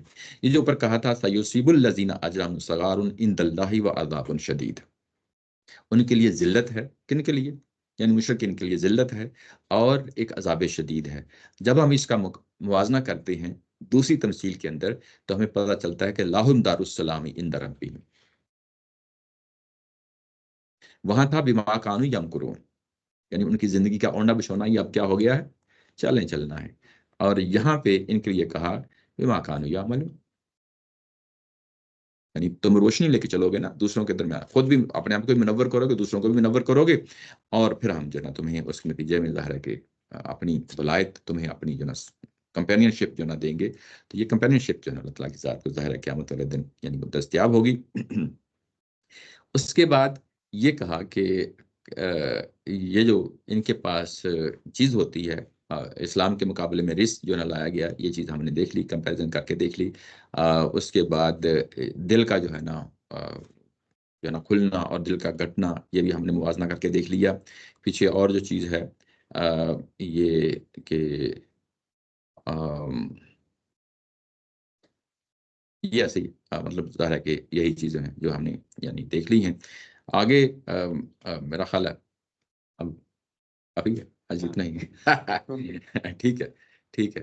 تو اگلا جو ہے نا یہ ٹاپک جو ہے یہ بھی بڑا دلچسپ ٹاپک ہے، اور یہ جو ٹاپک ہے یہ فراز صاحب نے پچھلی دفعہ کہا تھا، ایک بات ہوئی تھی تو اس میں جو پہلو تھا نمایاں وہ میں آپ کے ابھی ذہن میں ڈال دیتا ہوں تاکہ اگلی دفعہ جو ہے نا پھر جو ہے نا اس کو ذکر کر لیں گے۔ وہ جو پیچھے بات ہوئی تھی وہ تھی جس میں یہ کہا گیا تھا کہ آیت نمبر 112 میں نا جب ہم پڑھتے ہیں وہاں پہ تو وہاں پہ یہ وتمت کلمات ربی کا صدقا وعدلا، یہ اللہ کا جو ہے نا کلمات پورے ہوئے ان کے بارے میں، ان کے بارے میں جو ابلیس نے کہے تھے کہ میں بہت سارے لوگوں کو گمراہ کروں گا، تو وہ اس کی تفصیل پھر جو ہے نا اگلے پیراگراف میں آ رہی ہے۔ تو یہ اس طریقے سے ایک پیراگراف کے اندر جو ایک ٹاپک کے اندر چیزیں ہوتی ہیں اس کو اللہ تعالیٰ کی ذات خود کھول دیتی ہے۔ بڑا دلچسپ ٹاپک ہے، انشاءاللہ اگلی دفعہ بشرط زندگی ہم اس کو انشاءاللہ کور کریں گے۔ وآخر دعوانا ان الحمدللہ رب العالمین۔ کوئی سوال ہو تو میں حاضر ہوں۔ یہ پچھلی آیت میں یہ کافی دفعہ آیا ہے کیا چیز؟ کہ ہم نے اپنی آیتوں کی تفصیل کر دی ہے اور جی قرآن کی ہدایت کی تفصیل کر دی ہے، جی 3-4 دفعہ میرا خیال ہے کہ یہ آیا ہے، کوئی شک نہیں، اور اس کو ایز اٹ از لینا چاہیے۔ ہاں، مطلب یہ ہے کہ ہر وہ چیز جو بطور مذہب روشنی نور کے دینا چاہتا ہے اس کی تفصیل کرتی ہے۔ اس کا مطلب یہ نہیں کہ فزکس کیمسٹری کی تفصیل نہیں، ہاں وہ دین کی جو پہلے پیچھے جو ہے نا وہ حلال و حرام کی تفصیل کر دی ہے، پھر یہاں پر آیا اپنی آیتوں کی تفصیل کر دی ہے، جی تو یہاں پر آیا پھر آگے آیا کہ جو یاد دہانی حاصل کریں۔ جی یہاں پہ یاد دہانی کا لفظ کیوں آیا؟ مطلب وہ اس طرح ہو سکتا ہے کہ جو ہدایت حاصل کریں، اب یاد دہانی تو اس چیز کی ہوتی ہے جو پہلے سے کچھ آپ جانتے ہو، جی اب اس کو آپ ریوائز کر رہے ہیں۔ یہ ایسا ہی ہے، یعنی یہ ساری بحثیں جو ہے نا انسان کی فطرت کے اندر پڑی ہوئی، یعنی ساری چیزیں یہ چیز تمہارے اندر ہے۔ پیغمبروں نے بھی اس کو جو ہے نا آگے اس کا اعادہ کیا ہے، اور یہ پیغمبر بھی آگے کر رہے ہیں۔ جو چیز تمہارے وجود کا حصہ ہے، تمہاری سوچ اور فکر کا حصہ ہے، تمہیں معلوم ہے کہ اللہ تعالیٰ کی ذات جب تم کہتے ہو خالق مالک ہے، ظاہر ہے کہ مشرکین مکہ مانتے تھے، تو پھر اس کے بعد شرک کیوں کرتے ہو؟ اور اس کے بعد یہ بھی مانتے ہو کہ یہ اسی کا حق ہے کہ کس چیز کو حلال ٹھہرانا ہے اور حرام ٹھہرانا ہے، یہ قرآن بھی خود کہتا ہے۔ جب تم یہ مانتے ہو تو پھر جو ہے نا یہ حق اس کو کیوں نہیں لوٹا دیتے؟ تو یہ تذکیر جو ہے تمہارے اندر پہلے سے موجود ہے، یعنی ایک چیز پہلے سے موجود ہے، اس کی یاد دہانی ہو رہی ہے، اس کو جو ہے نا اب اس کی آؤٹ لائن کو، اس کی بارڈرز کو، اس کی ریسٹرکشنز کو، اس کی جہاں جہاں آپ کو یعنی اجازت دی جا سکتی ہے، ایک تفصیل بیان کی جا رہی ہے، اس تفصیل پہ غور و فکر کرو گے، تعصبات کو چھوڑ کے آؤ گے، جس واضح ہو جائے گی، تمہارا سینہ تنگ نہیں ہوگا۔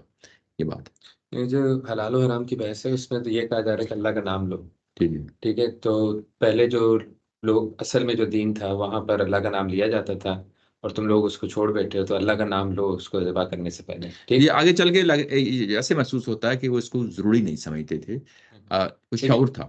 لیکن پہلے یہ ہدایت یہ جو قانون ہے آپ بتائیں گے کسی کو اور وہ کہے گا کہ نہیں میں نہیں کرتا، جی جی تو پھر آپ اس کو بتائیں گے، پھر یہ آیات جو ہیں اس طرح کی سخت آیات تو پھر اس کے بعد آئیں گے کہ کیوں نہیں مانتے. یہ تو لیکن آیت ہے، قرآن مجید کا یہ والا حصہ ہے، یہ تو اتمام حجت کے بعد کا ہے، یعنی یہ تو آخری دور کا، مکی دور کا. تو وہ پہلی دفعہ جو بات ہوئی ہے سورہ نحل میں سورہ نحل میں، وہ آگے چل کے وہ تو یعنی شروع کی ہے، اچھا، شروع کی ہے، تو وہاں پہ اتنے سخت الفاظ نہیں آتے.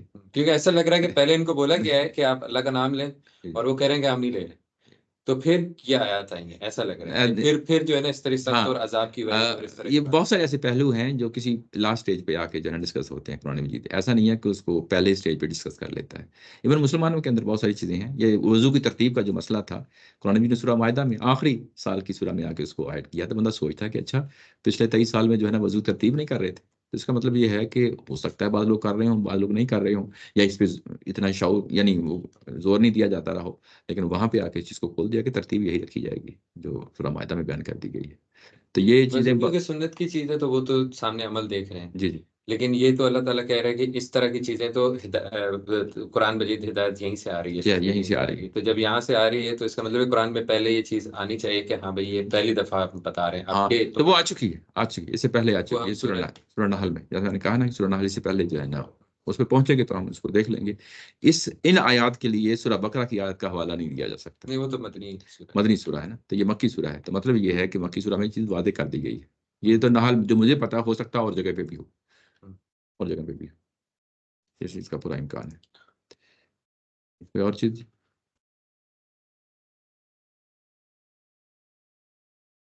ٹھیک ہے جی، اسی کے ساتھ انشاءاللہ اگلی دفعہ تو روٹین کے ساتھ آ جائیں گے، کوئی پرابلم نہیں ہوگا. رمضان سے باہر جو ہے 7:30 کر لیں، 7 ہی رہنے. پتہ نہیں، الیاس صاحب سے پوچھے.